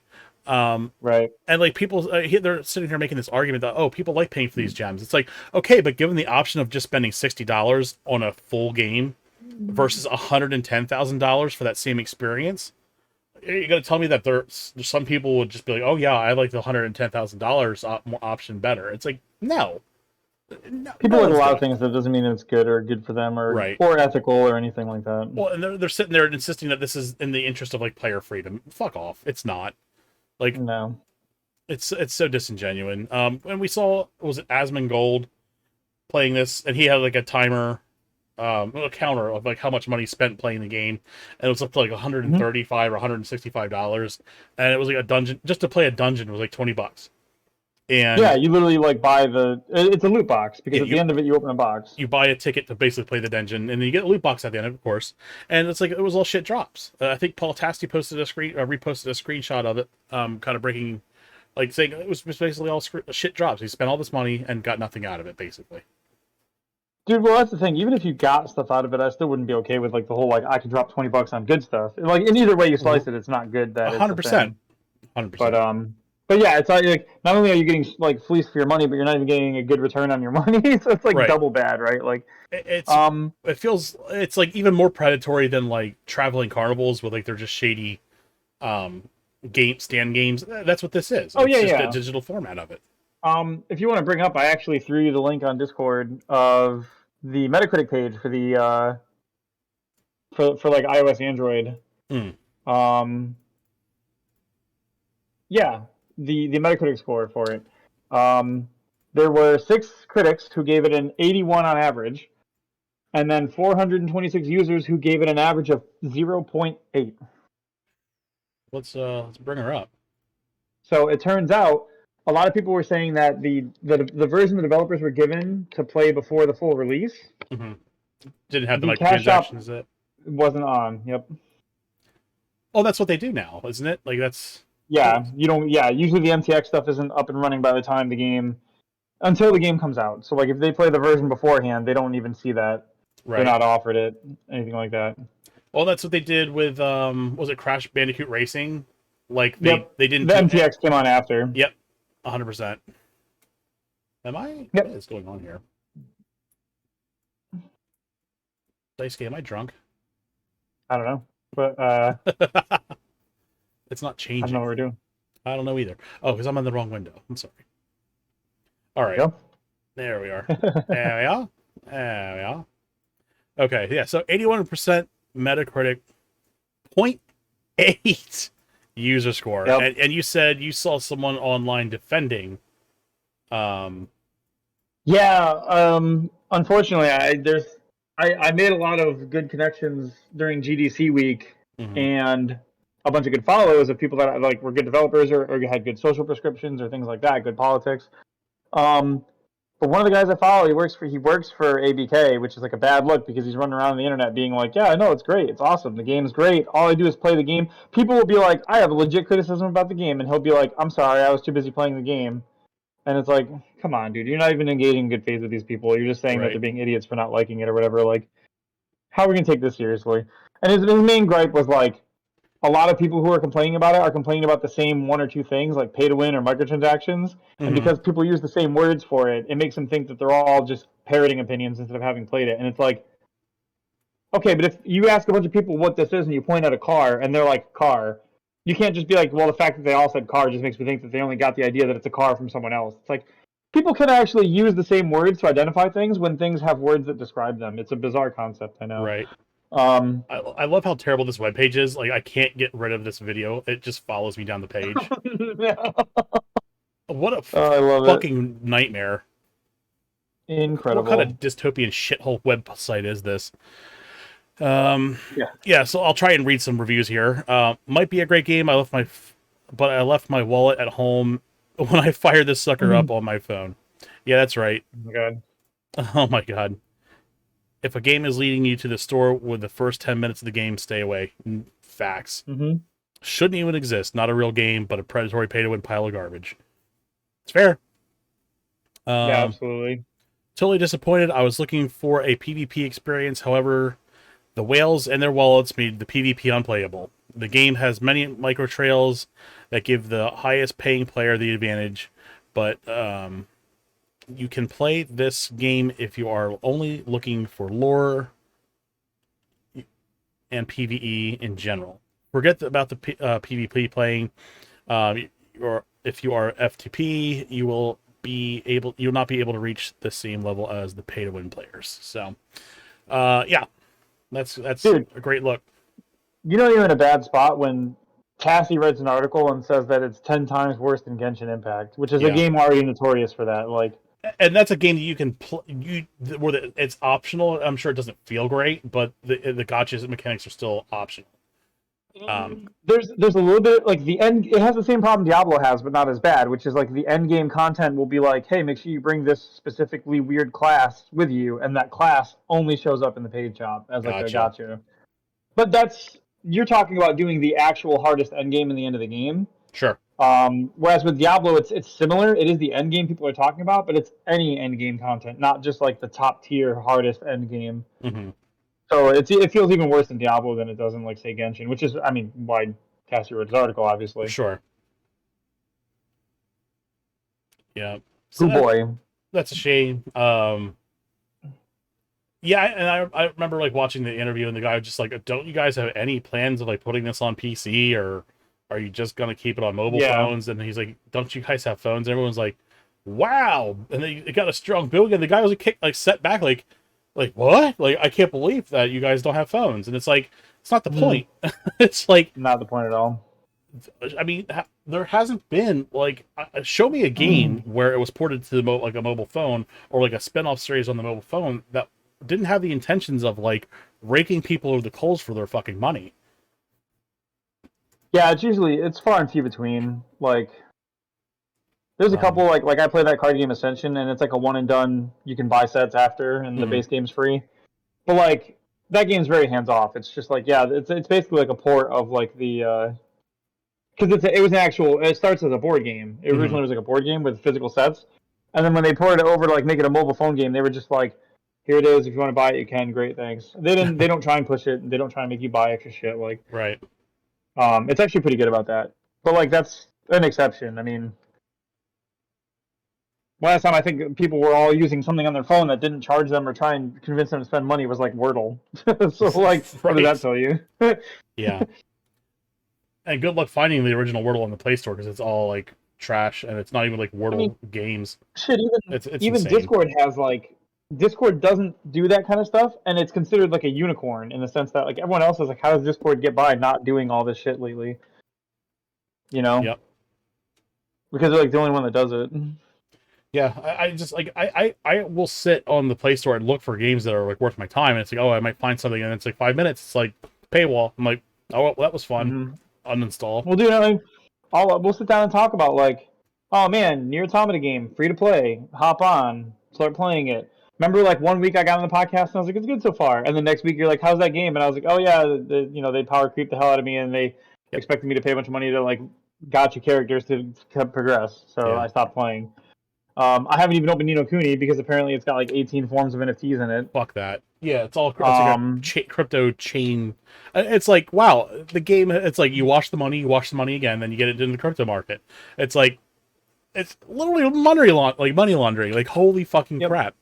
I mean, dude, the last couple of years of like, and that's what sucks is the last few years it's been AAA titles doing this because like, I downloaded a Fire Emblem game on my phone and it was all like waifu chasing, MTX. Didn't feel good. Whatever. Kingdom Hearts didn't really do like the too much of the waifu chasing half like Genshin does, but it was extremely like pay out the ass to get a chance to get good medals. They did it with what? Remember I recommended, I was like, hey, I saw a thing on my phone for like a Mana game, like a Trials of Mana universe style game, Echoes of Mana, and you were like, oh yeah, it's all gotcha. And I was like, of course it is. Like, yeah, it just never fails. You get these big franchises that people are excited about, and then like, yeah, here it is, it's a mobile game, and then the mobile game is like a fucking, it's literally just like a cash shop. Like at this point, I'm surprised that they don't just be like, oh yeah, we're putting out like a Pokemon game, and then you open the Pokemon game and it brings you to like Pokemon's website and you can buy like hoodies and cards, and that's all it is. Like that's the game. It's just it brings you to their shop, their merch shop. Yeah. It's like one step removed, isn't it? Like, sure. Oh man. At least I get a hoodie out of it instead of paying $20 for a dungeon. If anyone's out there, let me know in the comments if you have ever played a decent game on a mobile platform that's actually like doesn't involve a play wall. Like I am absolutely okay with paying upfront for a game if it's quality. But, like I said, the only time I've ever had that experience is like paying a couple of dollars for like those escape the room adventure kind of games because it just seems like you buy the game and then you're done with it, and then it's a one and done experience. It's not bad. But obviously, you're not gonna spend all your time with that. You're gonna beat it in a day and then want something else.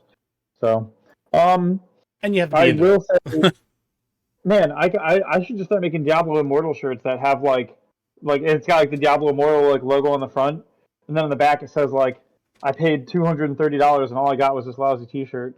Yeah. Well, I posted on Twitter today. I have I don't know if you ever do like Google rewards. But you take little surveys. I saw that you have $20 in here. Yeah, $23 is only 100,997 more more dollars to go, and I'll be able to play Halo Diablo. 109,980. Yeah. Right. Why is the new trend like putting infinite on the end of game titles and then they suck? Oh, dude, I don't even want to talk about that because they did that with BioShock. Halo. No, that was a good game. BioShock Infinite was good. Although to be fair, it's BioShock Infinite was weird. It was divisive. A lot of people didn't like it as much as the other BioShocks, and then some people liked it more than the other BioShocks.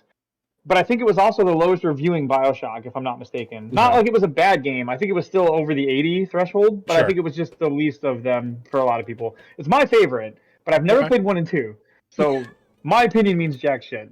That's fair. I can't play just 3, just Immortal, and then be like, oh, it was good, or Eternal, or not, Infinite, and then be like, oh yeah, it was the best of them, because obviously I didn't play the first 2. But I will say, I was mad because Marvel vs. Capcom started that trend, because they made Marvel vs. Capcom Infinite, and it was awful. Like, I don't know how you fuck up Marvel vs. Capcom, but they did. Nice. Is Infinite like just the implication that there's just always going to be perpetually new content added to it, and then that's it? No, it was built around the Infinity Stones. The whole game uses the Infinity Stones as a mechanic. You can equip one to your character, and then during the fight, you can pop the abilities based on the Infinity Stones. It's a good mechanic on paper. The whole story is really cool. Like, you've got villains from Mega Man X's universe, like Sigma, joins with Ultron, and they become like Sigma Ultron. And that's the main villain of the whole campaign. The campaign, the story was awesome. Everything else about it was a big clusterfuck of like, why are we here? Nice. And I guess most of the complaints were like from the fighting game community saying that like it was shoddily put together, netcode was bad, problems that affect the fighting game community specifically, which causes that game to fall out of grace because that community is the one that cares about Marvel vs. Capcom. Any other community who plays Marvel vs. Capcom, like me and you, like we don't do competitive fighting game stuff. So even if we enjoyed that game, we're gonna play it, enjoy it, and then put it down and never come back. Sure. The FGC has to like that game for it to thrive and continue to like receive content or flourish. And for that community, I guess it was a complete mess. Which is a shame because when I was growing up, Marvel vs. Capcom was like the standard. It was right up there with Street Fighter and Mortal Kombat as like the good franchises to get into if you like fighting games. Right, right. Especially in arcade days, like Marvel vs. Capcom ruled the arcade when I was a kid. Oh yeah, oh yeah. It's wild to watch. 2 came out and did really well. 3 came out and was mostly well received, other than some microtransaction bullshit. We've talked before about how there was characters on launch day that were $5 at launch that were ready to go. Yep. But then after that, like they made some DLC. They made Marvel vs. Capcom 3 Ultimate, which was good, and it had all the characters included, and there was no extra MTX really. And then all of a sudden, Infinite happened, and it was like, what are you guys doing? How's this happen? And then I haven't heard from that team since. I don't know what they're doing. People were speculating they might be remaking 2, but I don't think we ever heard anything. Gotcha. You know who's making a cool looking fighting game? To get on a sidetrack for a second, the guys who make, not the guys who make, but the League of Legends Riot company, they've put together a team to make a 2D fighter based on League of Legends. League of Legends characters. It's cool that they're branching out with their IP for people who don't want to play League of Legends to get used to get to know the lore. Yeah, exactly. Well, because they did that RPG. They did like the what was it, the Immortal King or something? They're doing they did an RPG that had. People said it was like it didn't break any ground. It was just a standard RPG, but it still was like a good 6, 7, 8 out of 10, right? Depending on what you like. And then now this fighting game actually looks really interesting. They're doing some really cool things with it. Cool. And it gives me Street Fighter MVC vibes, so that's cool. And then I mean they made like a mobile game, but I think that was really dumb. It was like one of those like. I don't want to say Flappy Bird, but it was one of those games where like it just goes endlessly and you do things. Like a runner, endless runner. Kind of like a runner, I think, but like there's like projectiles and things happening, and you have to collect things as you're going. I'm not sure. I just remember I saw it and I dismissed it. I was like, yeah, I get it. It's a mobile game for my kids to play or something. Sure. So I ignored it, but yeah, they are branching out in a lot of ways with their IP because and especially because they did Arcane on Netflix and that show killed it, and a lot of people were like, okay, you guys really can tell good stories with these characters. Yeah, you're not wrong. All right, let's move on. We've got our last big story of the night. Obviously, we had a state of play this week, and it was interesting enough for us to actually even cover in depth. Yep. So they had a very substantial announcement trail here. Whatever's in my eye out of my eye here, but yeah, we had they started off with a big one, Resident Evil 4 remake. I have not played it. I'm kind of like at zombie game fatigue right now, so wasn't for me. Yeah, I get why people are excited for it, and I'm happy for them that they are. I just wish Capcom would just give me Mega Man Battle Network Collection. It'll hold me over for another 10 years until they decide to touch Mega Man again. Oh my god, yeah, absolutely. They kind of dived into their VR titles. Obviously, they need a strong lineup of VR titles here with VR2 coming out because they need to convince people to invest, for lack of better terms. They need people to get excited for these units. It's obviously a niche thing. There's a word for that. They need an install base so they can actually convince other developers to continue making VR products. Correct. So Resident Evil Village was a big one, and I'm sure there's a bunch of weird thirsty dudes out there that'll pick this up real quick because of what's her name, Lady. Oh my God, Lady Trask. Yeah. The first shot was like you're at like pit level talking to her. I'm like, all right, I see what they're doing. They know exactly what they're doing. They tried. She wasn't a moth. She wasn't a moth. They tried. Yep. They could have done that. And then we had, again, another zombie game, The Walking Dead Retribution. It looks pretty interesting. Again, zombie fatigue over here. I get why people like it, but... Yeah. And then a shocker, and not for the reasons you would think, but No Man's Sky VR. That was announced. And I have to say, since I've seen No Man's Sky, and this is where the shocker is, there's a lot going on in that game. Yeah, it's kind of wild how much they've added over the last few years of that game. Yes. They just have not stopped, as far as I can tell. Yeah, I don't know if you have a copy, but if you want to play it sometime, I am down. Let me know. I do not. I bought it right when it launched, played it and was like, wow, there's really not much to do here. Yeah. And I put it back down. I think I traded it in a GameStop or something probably because I worked there. And then I never saw it again. And then every time they add like stuff to it, I'm like, good for them. And then now it's like 3 new games added into that game, and I'm like, yeah, okay, I'm like, cool. now I'm intrigued, and they're gonna be like, well, now Yeah. we're gonna retire development. I'm like, oh, yeah, that'll be Yeah, the way yeah. that'll be the way it works. And then Right. we had Horizon Call of the Mountain, which it just the name of it seems like a Disney ride to me. It And does. and at the end, in the beginning, it's like it just seemed like it was on rails too, like you were on like a boat ride going through the mountain and all that stuff. It looks a little bit more interesting though. They got into a little bit more gameplay. I was kind of worried that it was just going to be like a game on rails, but it looks like there's kind of some parkouring mechanics involved a little bit too. Just be careful you don't jump through your TV set when you're playing. Oh my god. But Would not recommend. Yeah. yeah, but it looks pretty cool. Like I haven't played any of the Horizon series. I have one on deck, and I'm actually debating. I have been debating on doing that game next. I'm sure Sammy would love that. So she's another one of my mods. And I guess they followed that up with a big announcement for Horizon Forbidden West getting a big update. They're going to be getting like a slight graphical overhaul. They're doing a new game plus, throwing in some free cosmetics and a couple of other little bits and pieces there. So that was pretty cool to see that. That went live immediately. So anyone who has not done that yet, that is available as an update then. Yeah. Can I speak to real quick to how the next thing they announced was like very dirty of them to pull it the way they did? Let's talk about it. A lot of people went into this state of play hoping to see Bloodborne come to PC. And the little like the lead-in card, the title card before this was like a PlayStation fan favorite masterpiece comes to PC. And like the Bloodborne community like freaked out. They were like, oh. Here we go. And then it was like, yeah, and then it was like they were like fading to black, and then it was like Spider-Man, and people were like, no. Like, I mean, good for Spider-Man. Spider-Man obviously is great. But like, holy shit, the way they did like a classic masterpiece, fan favorite coming to people, people were like, holy shit, like the meme, it's happening, and then they were like Spider-Man and. Nice. I have to say though, the Spider-Man game looks phenomenal in the remaster, and it almost makes me want to pick it up on the PC. But I think did we get a graphical update for free on that one on the PS5? I don't know. I'm not sure. All right, I'll have to take a look. But yeah, that looks really good, dude. I'm not gonna lie. Yeah, absolutely. So that's coming out on the PC. People freaking out over that because of exclusivity. When I say people, I mean people who are like up their own ass about like console wars. Yeah. Those aren't actually people. Yeah. So, yeah, that like who gives a shit? I don't care. Yeah, absolutely. We know Sony is making a big push to get games in the PC market.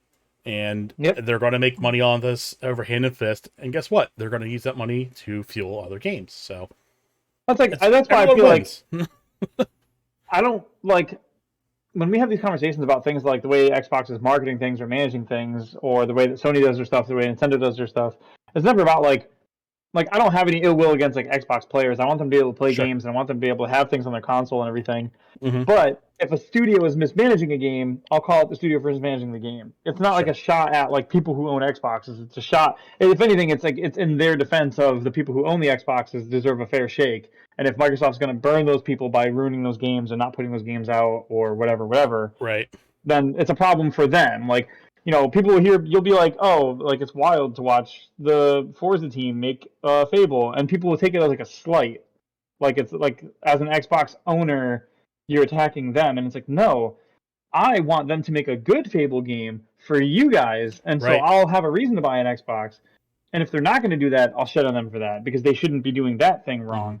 Like, no one's sitting here being like you know, if Xbox gets like Vampire Survivors goes to Game Pass, and we're not like, oh boo, like they shouldn't have that. It's a good game. They shouldn't have that good game. It's like, no, great, good for them. But I'm not going to sit here and be like, if my purchase this month of Game Pass is effectively to play Vampire Survivors, I'm gonna be like, that's dumb as fuck. That game is $3. Like, exactly. That's not value. Like, no, and there you have it. Yeah. And here's the thing I get into with a lot of fanboys too is like, especially with like Xbox, like I will staunchly point out that like they will say like, oh, Halo's exclusive, blah blah blah blah blah. I'm like, it's not exclusive, it's on Steam. It's like all these exclusives that Microsoft talks about are available on Steam.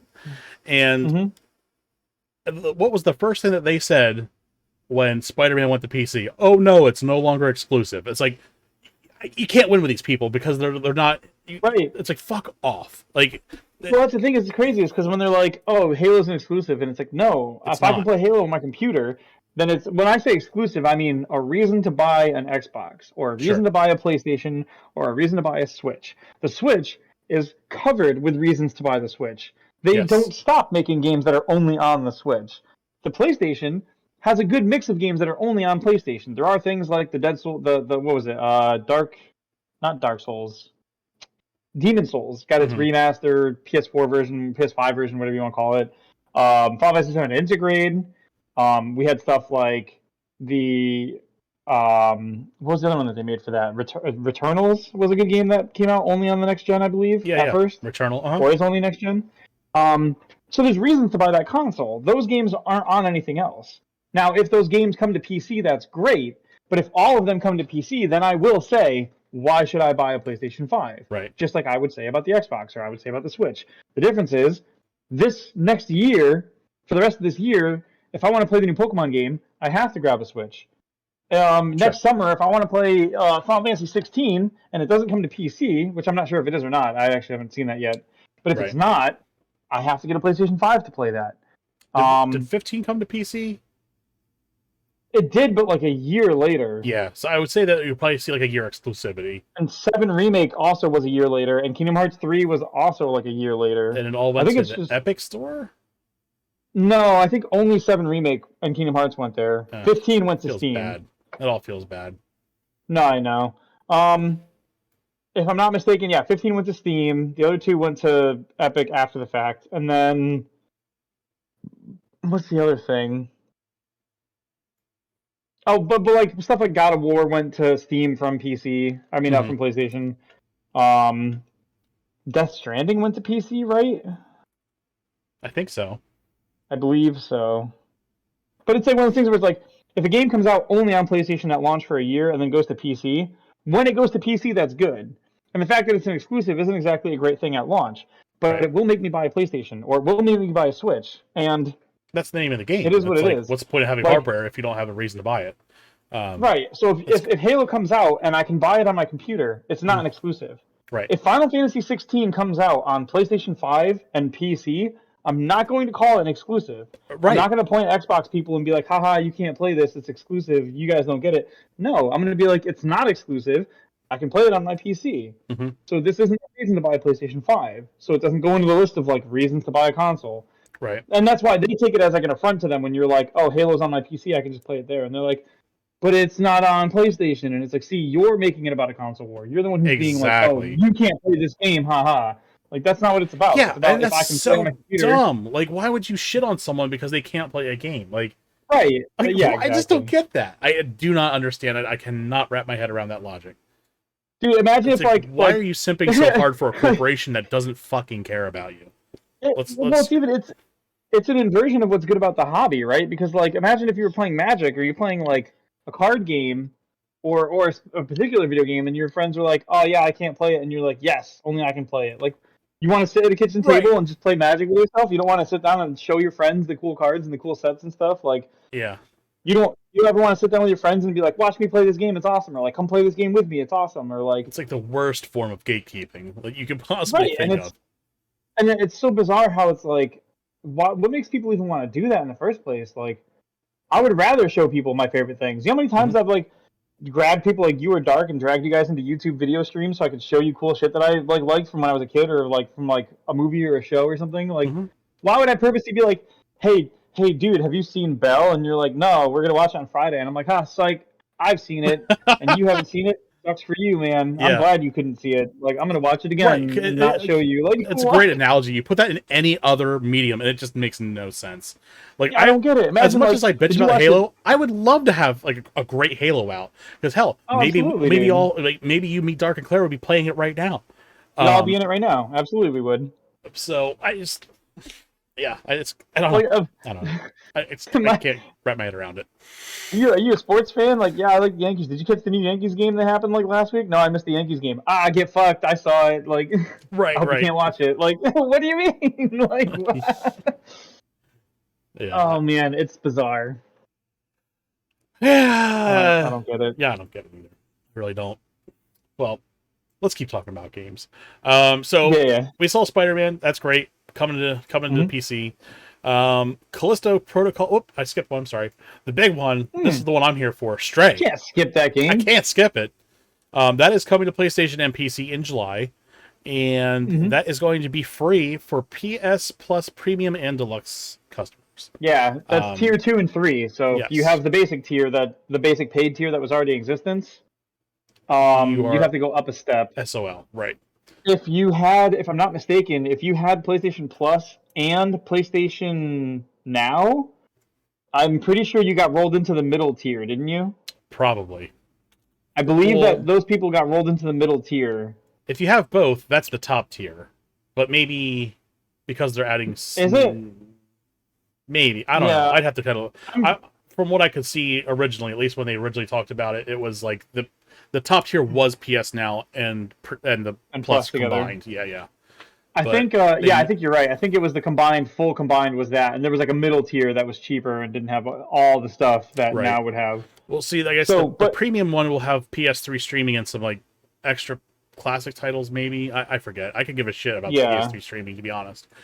Right. Agreed. That's kind of why I'm sitting it out so far. I'll wait till reviews come in when it's. I guess did it launch? It's launching soon. I'm not sure, but in either case, if you fall into that demographic that had Now and Plus, whether it puts you in the top tier or the middle tier, you will have Stray at launch. Gotcha. That's good. And we did get some good news as a follow-up. People said that, I guess, with the new PlayStation Plus launching in different countries, they are getting the 60 hertz versions of the PS1 games in the NTSC regions, which is fucking phenomenal. So I'm happy for that. That was kind of like the one thing I was really worried about, and I'm glad that they're doing that. So. Oh, I was worried that they'd get to play 60 hertz, and now I'm upset. I wanted them to have bad experiences. You wanted to have blurry photos and everything look like it was British television? I wanted North America to get 60 hertz and everyone else to get 30 because I only care about me. There you go. Or whatever. That's fair. Am I doing it right? Yeah, I think so. All right. But yeah, so we saw Stray. That looks really great. I cannot wait for that. And absolutely, if anyone doesn't know what it is, it's a cool cat game where you go around a cyberpunk city, and it looks like some puzzle solving stuff and platforming. Yeah. I'm here for it, man. You get to be a cat? Hell yeah. And then we saw another zombie game, the Callisto Protocol. Now, obviously, this looks very Dead Spacey. This is done by the same studio that did the original Dead Spaces. So, I mean, for a zombie game, it does look good. I might grab this. I'm not sure if I'll grab it day one, but it'll certainly be on my list for this year. Actually, I don't know if it's even launched. It was a gameplay trailer. I don't think it's even coming out this year. So let me pump the brakes on that. But I think it was just the announce, Yeah, so it looks great though. And if you're into the Dead Space, I mean that's definitely the game you want. We saw Roller Drome that is coming out August 16th. Graphically, that looks very strikingly similar to that Sable game, which I thought it was a Private Division. I thought they did the Sable game too, but it's not. But that's coming to PS and PC August 16th. That looks pretty cool. I like that. It's like roller derby with weapons, for lack of better terms. It's for me it'd be very much like a I don't want to like think about the game I'm playing, like not in a bad way, but like it'd be something to like relax, unwind, and just kind of disassociate and be like, I'm gonna do shit. 100%. Like one of those kinds of games, you know. I'm sure it'll probably have like really good PvP, to be honest. So yeah, well, it looks awesome. I mean, I mentioned before. I don't know if I mentioned. Yeah, not on the podcast, but I mentioned to you before that I follow one of the devs for this on Twitter who wasn't mentioning what they were doing until this got revealed, and then they were like, that's my studio, we're making this. Nice. So it's been cool to see like behind the scenes footage and stuff from as far back as 2018 of like the very basic Unreal Engine level with just some half pipe ramps and an enemy you could shoot at, and very basic like up and down animation and graphic like Uh-oh. Did we lose Dice basic again? motion, Oh, there he basic is. physics. It was really cool this 4 years from then. You know what I mean? Yeah. Oh, I yeah, it's wild. think it's catching up to you now. Okay. It like you froze up and then you talked really fast. Oh yeah, that sounds about right. That's a thing. I did a rubber band. Yeah. Then we saw Eternites, so we got our token anime RPG game for the state of play. Oh yeah, it's like a dating sim, right? That was so weird that it was like. Yeah, so I mean, go for it. You know, good for them. But it was just funny how it was like it's a thing and also a dating sim, and I was like, oh. The storyline looks pretty cool though. So yeah. Graphically, it looks really good. It gave me Parasite vibes. If you ever saw that anime, dude has like that weird arm thing that like trying to transmorphs into a sword. So I kind of find that intriguing. I don't. That's the weird thing about the dating sim thing. Like, if it's gonna get like weird, then I'm not gonna pick it up. But right. But combat and everything looks really good. It looks like a really bright and colorful game. Yeah, it depends how they do it, right? Because I mean, no one ever considers like Fire Emblem a dating sim game, but Fire Emblem also has like you can date all the people and you can like marry them or get them married to each other. So like those kinds of mechanics are in those games from time to time, and as long as you don't like, it's like Fire Emblem treats it as just part of the story. Characters have attractions; they end up with each other. Sure, makes sense. So I think it'll probably work out. I guess we'll have to wait and see it. If there's a whole bunch of mechanics built around it and it becomes like a core piece of the game, then it might be another story, I guess. Right, then it might get like weird, right? I guess we'll see. Yeah, that's the thing. They find that fine balance where it's like people who aren't into dating sims don't get weirded out by this, I guess, and then people who are into dating sims also have to be interested in the combat aspect, I guess. So I don't know. Yeah, I mean, like I've played games before that had dating sim elements, and I wasn't exactly turned off by them. But then again, those games also ended up turning into like horror-induced nightmare games with suicide and just Monica sentient computers. Yeah. so maybe the dating sim part wasn't the important part there. Yeah, maybe not. Oh man, we also got to see Street Fighter 6 gameplay trailer come out. And it was a little bit more stylized than what we saw when it originally was announced. Prior, yeah, very much so. It wasn't just a zoom in of like Ryo's dick in like gray sweatpants. So that was a nice change of pace. No, they literally did here. Yeah, I'll find it. I saw the shot. I know what you're talking about. No. I have. Well, you'll see. The Meat Fighter 6. Meat Fighter 6. But I really like the stylization of this game. The paint effects were really cool. I wasn't sure if they were going to keep that in the actual game at first, but then they showed some gameplay, and you had like that. It's almost like a Splatoon effect, for lack of better terms. But it's like very like urban graffiti paint splash. What are you showing me? Ben Swallow? That was the footage of Ryu from Unreal Engine 5. Oh my god. That's what they gave us though. They literally showed us that. They were like, it was a lot of proportion and everything. They were like, here you go. Yeah, it was out of proportion and everything. It was really strange. It was everything about that was strange. Like the logo being downloaded off of like a Photoshop repository. It was. It literally came from. Yeah, it literally come from like a. It came from like one of those like $5 sites where you pay someone like $20 to make you a logo. Right. Fiverr. It was literally that. Yeah. Like Photoshop's version, Adobe's version of Fiverr. Someone even found the logo. Remember, they found exactly that logo from that place. Yeah. And the guy was just like, if they pay me, that's cool. Like, I was just like, some credit. Like, Jesus. There was that, and then I guess like people were saying that if you took the video footage of Ryu from that trailer and you squeezed it into like a normal aspect ratio, it actually looked normal proportionately. And that what probably happened was they had played it in like a widescreen and not adjusted for that. Interesting. So he was purposely wider than he was supposed to be on accident. That was really really weird. Because what we saw in the state of play looks really good. It's very stylized. Yes. The dark border on the outline, the like the black outline kind of thing, gives it almost like that 3DS Smash style, where it was really cool to look at your characters and it looked really, it popped nice. Chun-Li's thighs looking great. Chef's kiss. Yeah, but no.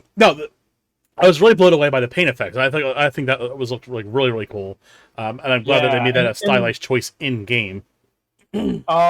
I was also very happy with what seems to be like a story-driven mode, where like you're out in the city streets talking to Yeah, people and communicating and walking around. It's not just like I mean, it's almost like a I've training always montage where like you go out in the yeah city and kind of yeah like punch a trash can or whatever the fuck. like you do, just like you do. Like, yeah, who hasn't gone No, out I've to the city just to punch a trash can? well that's one thing that it's cool to see because Street Fighter has a cool lore buried in it, but you don't get a lot of it in most of the time because it's like most Street Fighter games are like there's a story, it's a really cool backstory, and then you're like, all right, yeah, I'm interested, and you pick up Street Fighter, and they're like, pick your character, and you pick your character, and it's like you get the quick little quips of like, I'm actually a cop, and you're like, oh, okay, I guess she's a cop, and then like you'll fight someone, and then like after the next round, she'll be like, oh, I haven't seen you in 10 years, and they'll be like, it's been like 10 years, and then you're like, okay, I guess they haven't seen each other in like 10 years, and then you like go on Google and look it up, and there's whole backstories where like you can piece together from like lore tabs and shit, and you're like, come on, just give me a game where I can actually like experience some of this like in person. Right, right. But it'd be cool to see them go that way with it. I think that'll be cool. And the whole theme of the game, the flair, the flavor, the feeling, all sits well. Like Yeah. the art style is very good for the urban setting, and the urban setting is very cool for like the like that hip hop undertone that Street Fighter's always kind of had. Mm-hmm. Um, and like the rhythm and everything was cool. The music was good. Everything about it seems like it really clicked, which It is great was because it five was definitely a had 180 from the original trailer. yeah. Oh sure, I've certainly absolutely. changed my opinion. I mean, I don't really care about fighting The games, but I've certainly changed my yeah opinion about same the way this game looks. yeah. It was just one of those like um the original trailer for 5 just felt like one of those like cookie cutter like we tried to make a Street Fighter character look as good as we could in the Unreal Engine, and this is what we got. So this is what we're showing you. And it's like the Star Citizen thing. It's like you're not actually showing me anything. You're just showing me how cool Right. It's a a tech version of demo it for could the be or right. whatever. Yeah, it's a tech demo. Like so it was cool to actually see a real concept fleshed out. You know what I mean? Mm-hmm. And they could have just given us like they could have just had like sketches of Ryu and Ken and pulled the Star Citizen and been like, look it, and Ryu's like, Just images transposed, and it's like what is yeah, that? like moved, like oh that like Like what I sent you that video of the like kid playing forced the trumpet, perspective. and the guy is in like he's in like Photoshop like editing the picture and like dragging it and spinning it, and the kid with the trumpet is just like yeah, they could have just made one of those out of it. Street Fighter. Good stuff. No, it was cool to see. And see, I'm like you. I don't care too much about the fighting games, Mm-hmm. but there's always something about the community of fighting games that draws me in, like the Yeah. hype, the excitedness, like. This So looked it's cool pretty to enough see to it like do want well. to watch at least, and I might Mm-hmm. check out some. I'm not one who's like sits on Twitch and watches people play video games. I'm not. As a streamer myself, I'm probably the worst person in the Sure. community because I just don't go out and watch streamers. But this is probably like content I'd like to see um, as someone who doesn't watch content. So I think that says a Mm-hmm. lot about Street Fighter and this presentation in general. So what else do we have here? We have Tunic. That is no longer an Xbox exclusive, quote unquote. Um, Yep. that is coming to PlayStation 4 and 5, already on the PC because, well, Game Pass PC, I guess. Um, and then we got another indie title called Seasonal, a letter to the future. Story-wise, it looks like it has some interesting storytelling involved. I guess it's really got some like Life is Strange vibes, I guess you could say. Mm-hmm. Um, but yeah, if you're into that, I mean, that's there for you. That's probably all I have on that one. And obviously the big trailer. That was. I don't think you're too excited about this one. I haven't heard you talk about this one. It was Final Fantasy 16. I don't know if you've even have you heard of this? Yeah. It's what do you call it? Something called an RPG. Something. I So was disappointed that it's. I was disappointed when I saw the trailer and I realized that it wasn't just going to be 14 too. 14.2. No. Could you imagine? That would be weird. Uh, yeah, so Right. we saw a big meaty trailer of it was basically a summoning showcase. It was we had all Mm-hmm. the OGs were there. We had the Shiva, we had Ifrit, we had Odin, we had Garuda, which was a more of a big summon as of late than it has been in the past. Obviously Yeah. big in 14. I don't. Was she in 15? I didn't play enough of 15 to. Was there even summons in 15? I don't know. No, she was in 15, but only as a crossover event with 14. Oh, that's right. I remember you And talking about that. I actually don't know if she's been in a Final Fantasy before 14. I think she's unique to that game, isn't she? Well, Garuda's been in 6 because Oh, they was had she? like 400 summons in 6. Um, yeah, you should go. I'm pretty sure. Let me see. No, her origin is in 11. What? Her first appearance was 11, then 14, then 15 through the crossover, and then 16. Oh, she's been an enemy in other Oh yeah, games. she's probably been like there's probably been like But that type of enemy like her before. yeah, but as a summon, that's kind of weird. But yeah, Well, I think it's because like it's a unique. Her like Garuda is a unique thing as opposed right. to like the generic. But she's basically a harpy, isn't she? Like a weird harpy thing. And Is what she that's the looks thing. We like. had Siren in 8, which Mm-hmm. was like kind of like a one and done. Well, she was in 6 too, I think. Maybe that's what I'm confusing Garuda with, Could but be. kind of the same. One of the same coloring and everything. So maybe that's it. Siren was originally in 6, and Yes. then 8, 11, 12, 13. Pretty much a bunch of ones that Garuda didn't show up in. Yeah, Right. So, to make uh, sense. They kind of play off each other. yep. We saw Bahamut, and then we saw a clash of like Odin and Bahamut. So that'll be interesting to see. I don't. What do you? What kind of gist are you getting out of this? Is this going to be like a heavy summon game, or Well, the summons it are based off of seems characters? well. Okay, so what we've seen so far, and the way that it seems like it works is between the first trailer and this trailer, Hmm. you have what's called a dominant, and a dominant is a person who controls or becomes the summon. Okay. And I'm guessing our main character is one because he has like the markings and everything. Sure. Um, and in the first trailer, we saw that kid Joshua, who was supposed to be our character's like we were protecting that guy. Um, Somehow he got turned into um, Ifrit, and or no, yeah, he became Ifrit. I think our character is supposed to be the Phoenix, and then he became Ifrit. Hmm. And in the first trailer, they talked about the dominance and stuff, and people becoming icons. And in particular, Ifrit is a weird one, apparently, in the universe of 16 because it's a second icon of fire. And they Hmm. reference it as there's a word that they use. I want to say it's got like religious connotations, like how it's not supposed to happen. It was like a miracle or something, but Okay. not like a miracle, like a positive. Um, oh man, I Some wish kind I of like remember what they omen or called it. something.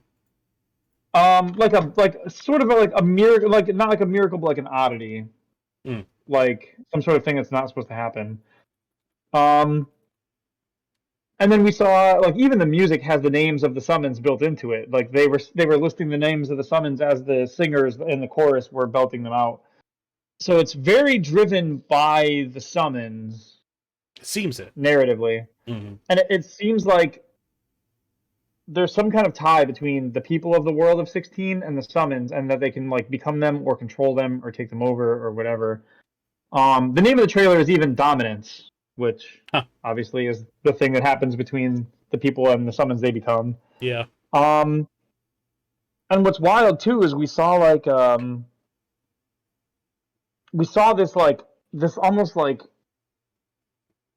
kaiju style battles between the summons where they had like big health bars and they were like doing attacks on each other and shit. Hmm. Which is like out of character for Final Fantasy's combat. Usually you don't see summon versus summon combat. And even when you do, it's like in 10, where it's like people bring in the summons and they only function in a certain way. Sure. This almost made it seem like it was like boss fights that, like, as stupid as it sounds, it reminds me of like in Power Rangers when like the Power Rangers would fight the bad guy and the Hmm. bad guy would like turn into a big monster, so they would like summon the Zords to like keep fighting. Sure. It kind of reminds me of that. Like you're fighting a dude and the dude transforms into his summon because you're beating him, and then you transform into your summon and it becomes like a summon versus summon fight.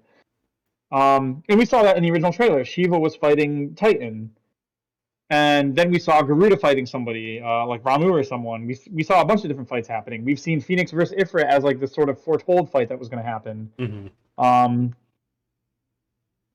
it's interesting. And then also the original trailer, the whole spiel for that was that the crystals. It was like we've been guided by the crystals for long enough, and it makes it sound like they're going to break from the tradition. Interesting. You know what I mean? And of course, Sure. anyone who's played Final Fantasy since the beginning knows that in some capacity in every game, crystals are important. So it does make me wonder if that's like if that's only just for 16's plot, or if that just means in general they're going to step away from that. I have no idea, but it was cool. Yeah. Even the shirt for 16 has that, actually. Really? Yeah. Here, 2 seconds. He's already got the shirt. Ladies and gentlemen, the man buys shirts. Well, they did... You can still hear me, yeah? Yeah, I can hear you. Okay. Uniqlo did those 16 Final Fantasy shirts.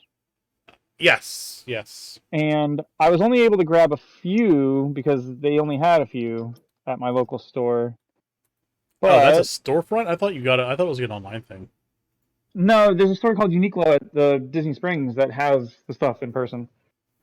And I grabbed this shirt, which is Final Fantasy 3, and it has all the jobs in the back. Mm-hmm. And then it has like the crystal and the year. Nice. And then I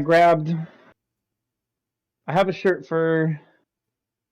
My closest Uniqlo is, we have one in Washington, D.C., and then one in Philadelphia. Oh, there you go. Disappointed. I'll just bite off the Yeah. The other one that I grabbed one for Final Fantasy 15, and it's like the 4 dudes pushing the car down the road. I've got that somewhere. Nice. And this is the shirt for 16, so it has this symbol on the back. A little higher. Oh, sorry, yeah. Okay. And then on the front, it's got the dude, and then Ifrit. And then it says, Final Fantasy 16, the legacy of the crystals has shaped our history for long enough. It's like an important enough tagline that they slapped it right on the front of the shirt. Yeah, I would say that's... There's got to be a plot point. I wouldn't be surprised if that's just like, yeah, we're getting away from crystals for a while. Right. Well, because, every other Final Fantasy, when they put stuff in their logo, like 10's was like Yuna dancing, and it was supposed to be like her doing the sending. 7 was the meteor. Like, it's always a big deal to the game. Yeah, it's a core theme. Like, this one's what, Phoenix and Ifrit fighting? That's what it looks like, yeah. So it's got to be... I have to imagine that the kid turns into Ifrit, and the guy who was tasked with guarding over him before he became Ifrit is now tasked with probably eliminating him. But he doesn't... He probably obviously doesn't want to eliminate him because person he was supposed to watch as a kid, whatever. So I think that's going to be like the dynamic. I think it's going to be like... Sort of like they did with Jecht and Tidus, where it was like, once you found out Jecht was Sin, like, you have to kill him, but does he really want to? Like, well, he has to now. Like, he's the only person that can do it. Like, so I think it might be going for a similar dynamic. Like, having to choose between, like, duty and, like, the people you care about.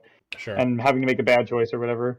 But I mean, I'm summarizing a game that we know nothing about, really. So like, that's fine. I know it's fun to speculate because I mean, it's not like they don't reuse themes, but then do really good things with them. So I mean, with the exception of 13, we won't talk about 13 here, but yeah. Anyway.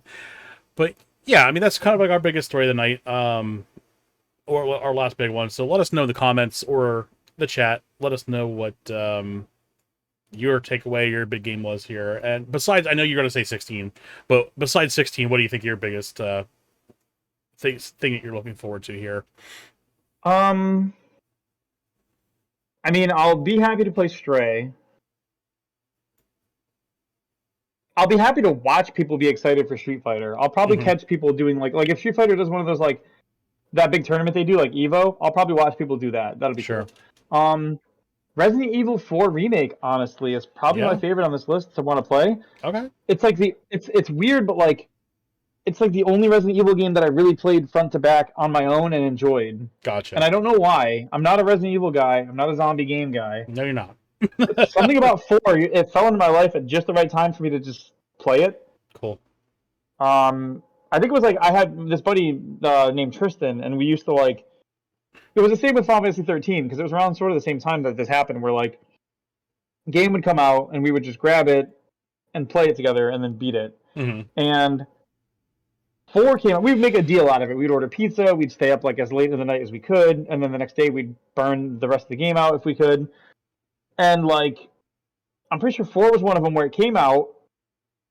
We started playing it like early in the day, like right after lunch. We hopped on. We started playing. He played for a little bit. I played for a little bit. He like, I think he crashed. Like he passed out, and then I just played the fuck out of it like the rest of that night. And then the next day we finished it. And it was really good. It's actually a really good. Like I didn't know at the time because I don't know, high school, post high school maybe a little bit, but like it was a really well done game from a game design perspective. And then I could bring up videos on Resident Evil 4 to like teach you game design shit because they did such a good job of that game. Nice. Tons of little things like there's areas where like you can go into like a room, and if you get killed by like you'll walk into a room and there'll be like 4 or 5 dudes up on the stairs like shooting at you and doing stuff. And if you die a couple of times to that room, the third time you go in that room, there'll be one less guy up there. And you won't even notice that there's one less guy, but they made it easier for you. And I mean, I think we've had discussions about this before, like how video games will sort of make you feel like you're strong or good at a game by like manipulating the game's events in your favor and not tell you, right? So you feel like you're doing it yourself. Resident Evil is a masterclass in that. They have all kinds of ways to make sure that you don't get stuck in the game by like helping you out over time without telling you. It's really cool. That's cool. Yeah, Resident Evil. It's that one in particular. I can't speak to the ones prior because I never played them because I was too scared because I was a kid who didn't like scary shit. I've played the originals to an extent, and I can say 4 is a huge departure from the play style. That's for sure. Right. I think 4 was a great way to go, and I feel like, in my opinion, 8 went sort of the same way as 4, and I liked it for that reason. And 5, like, I don't know. I mean, we meme on 5 all the time. I don't know if you do, but like most people I know meme on 5 as like a really shitty action game that did not do the Resident Evil at all. Well, I think was it 5 and 6 that just weren't really all that thrilling. Yeah. 5 and 6 were both like that. Well, 5 was like a meme in the community of Resident Evil because that was the one where Chris punches the boulder to death, and it was like, I don't know if you ever saw that, but like literally, like they get locked in something, a rock falls in their way, trying to like leave a volcano or something, and he just starts punching it, and he fucking punches this boulder until it dies, and they like leave, and you're like, oh yeah, like you do, right. Finally, a way to explain that.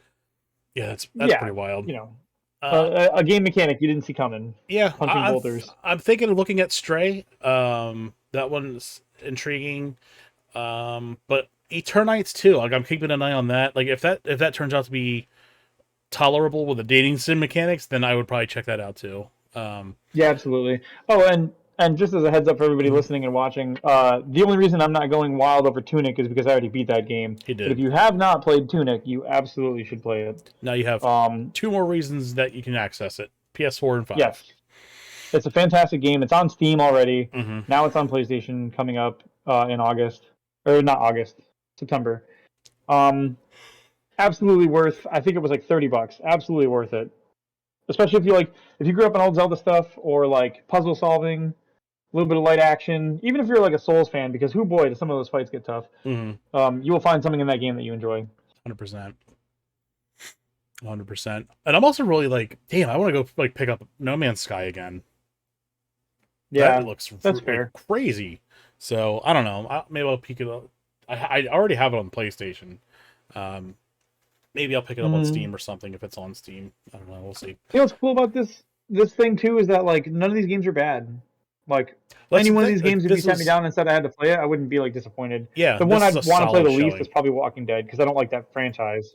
But that's just a franchise thing. I don't care about Walking Dead, so therefore the gameplay itself might actually be good. You know, that's the thing. That's like the TV series itself is like, okay, well, every episode is the fucking same. And nothing else on this list, like if I unwrapped it for my birthday, would be like, oh, I didn't want this. Oh, I'm not going to play it. Like, no, I would slot up anything that's put in front of me from this 100%. Collection. Yeah, it's the first good state of play I've seen in a long, long time. These are usually very underwhelming showcases, and I think it's really hard to hype up the way Nintendo does it, because it's like anything that Nintendo puts out there, it's going to be fucking gold. I would say that even their indie directs are more interesting than most like state of plays or Xbox's version. But I mean, only Xbox could put something together like a pirate ship themed showcase for a Borderlands skin on a boat.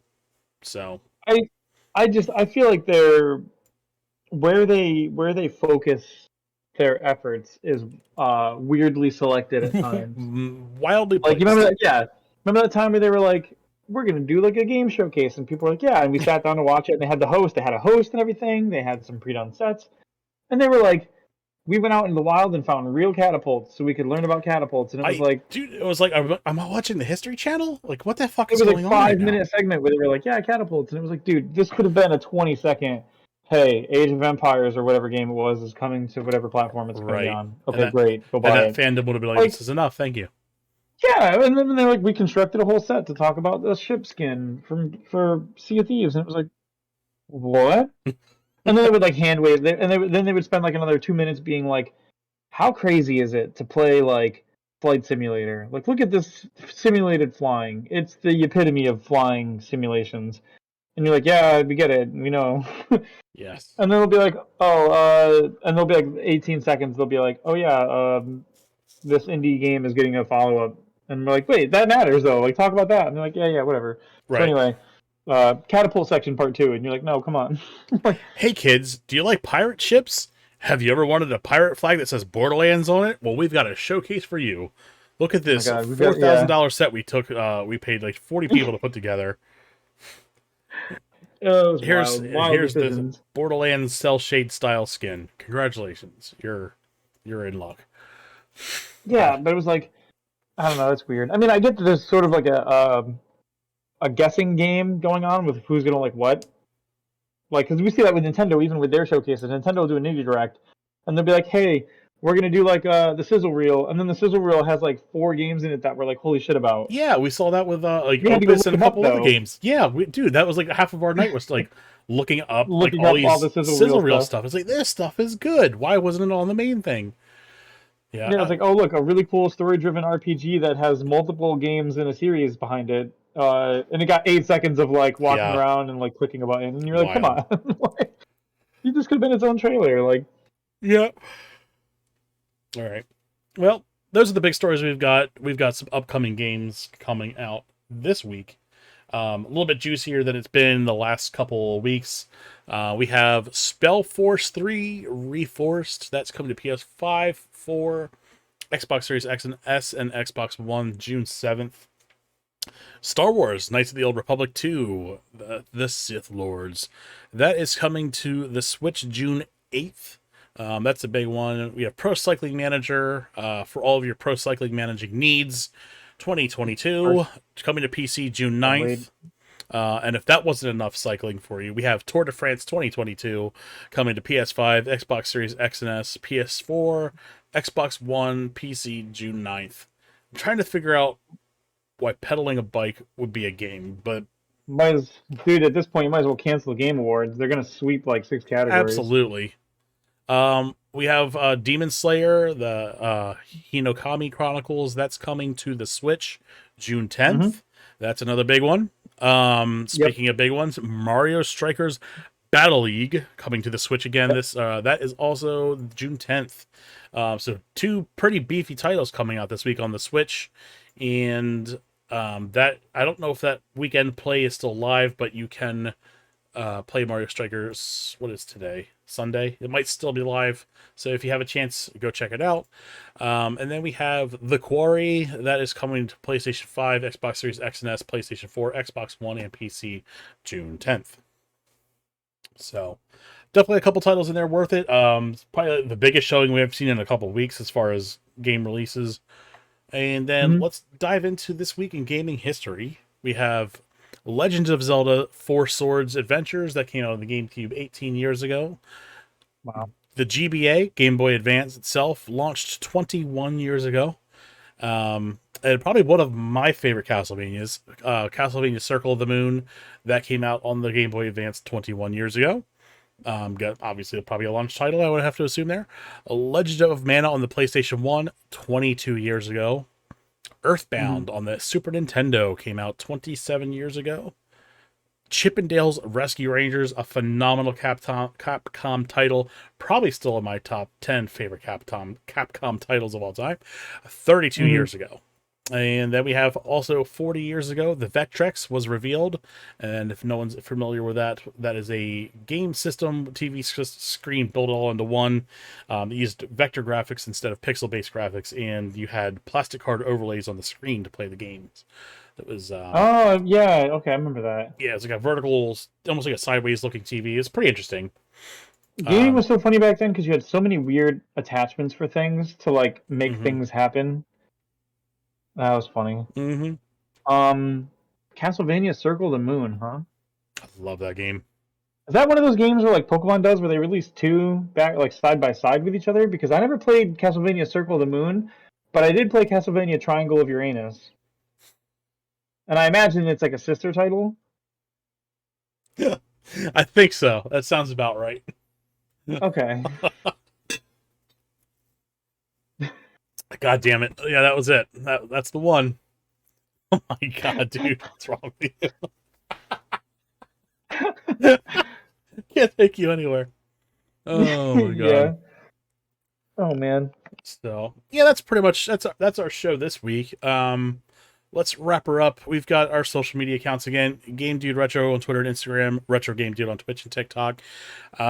Schedule wise, of course, on Sundays we're doing the SuperScope podcast here at 9 o'clock, and then I'll be back on Tuesday and Wednesday for wrapping up Lego Star Wars. And I'm kind of, if we wrap it up Tuesday, I might do, well, maybe we'll watch a movie on Wednesday, a shitty movie that we particularly discovered last night. Oh my god, yeah. And then, of course, on Saturday we have our Jackbox stream. Daisuke, what is your stream schedule looking like right now? Tomorrow I will be doing Cave Story, probably the first half of it or something like that. I'm going to try to get on Thursday and stream the rest of that game and maybe finish it, because I believe on Friday I'll be in your Discord watching Bell. Ah, yes. Oh yeah. Yeah, we'll be there for that. So, we can find you on Twitch at Phoenix_Aurora Gaming or _Aurora Gaming. Yeah. Yep, Phoenix Aurora Gaming with the underscores for spaces. Yes. Yeah, there you go. Fun. All right. Well, that's our show tonight, guys. Hope everyone had fun. Hope it was informative, and hope you enjoyed our banter. We will be back next Sunday for another SuperScope podcast. Thanks again.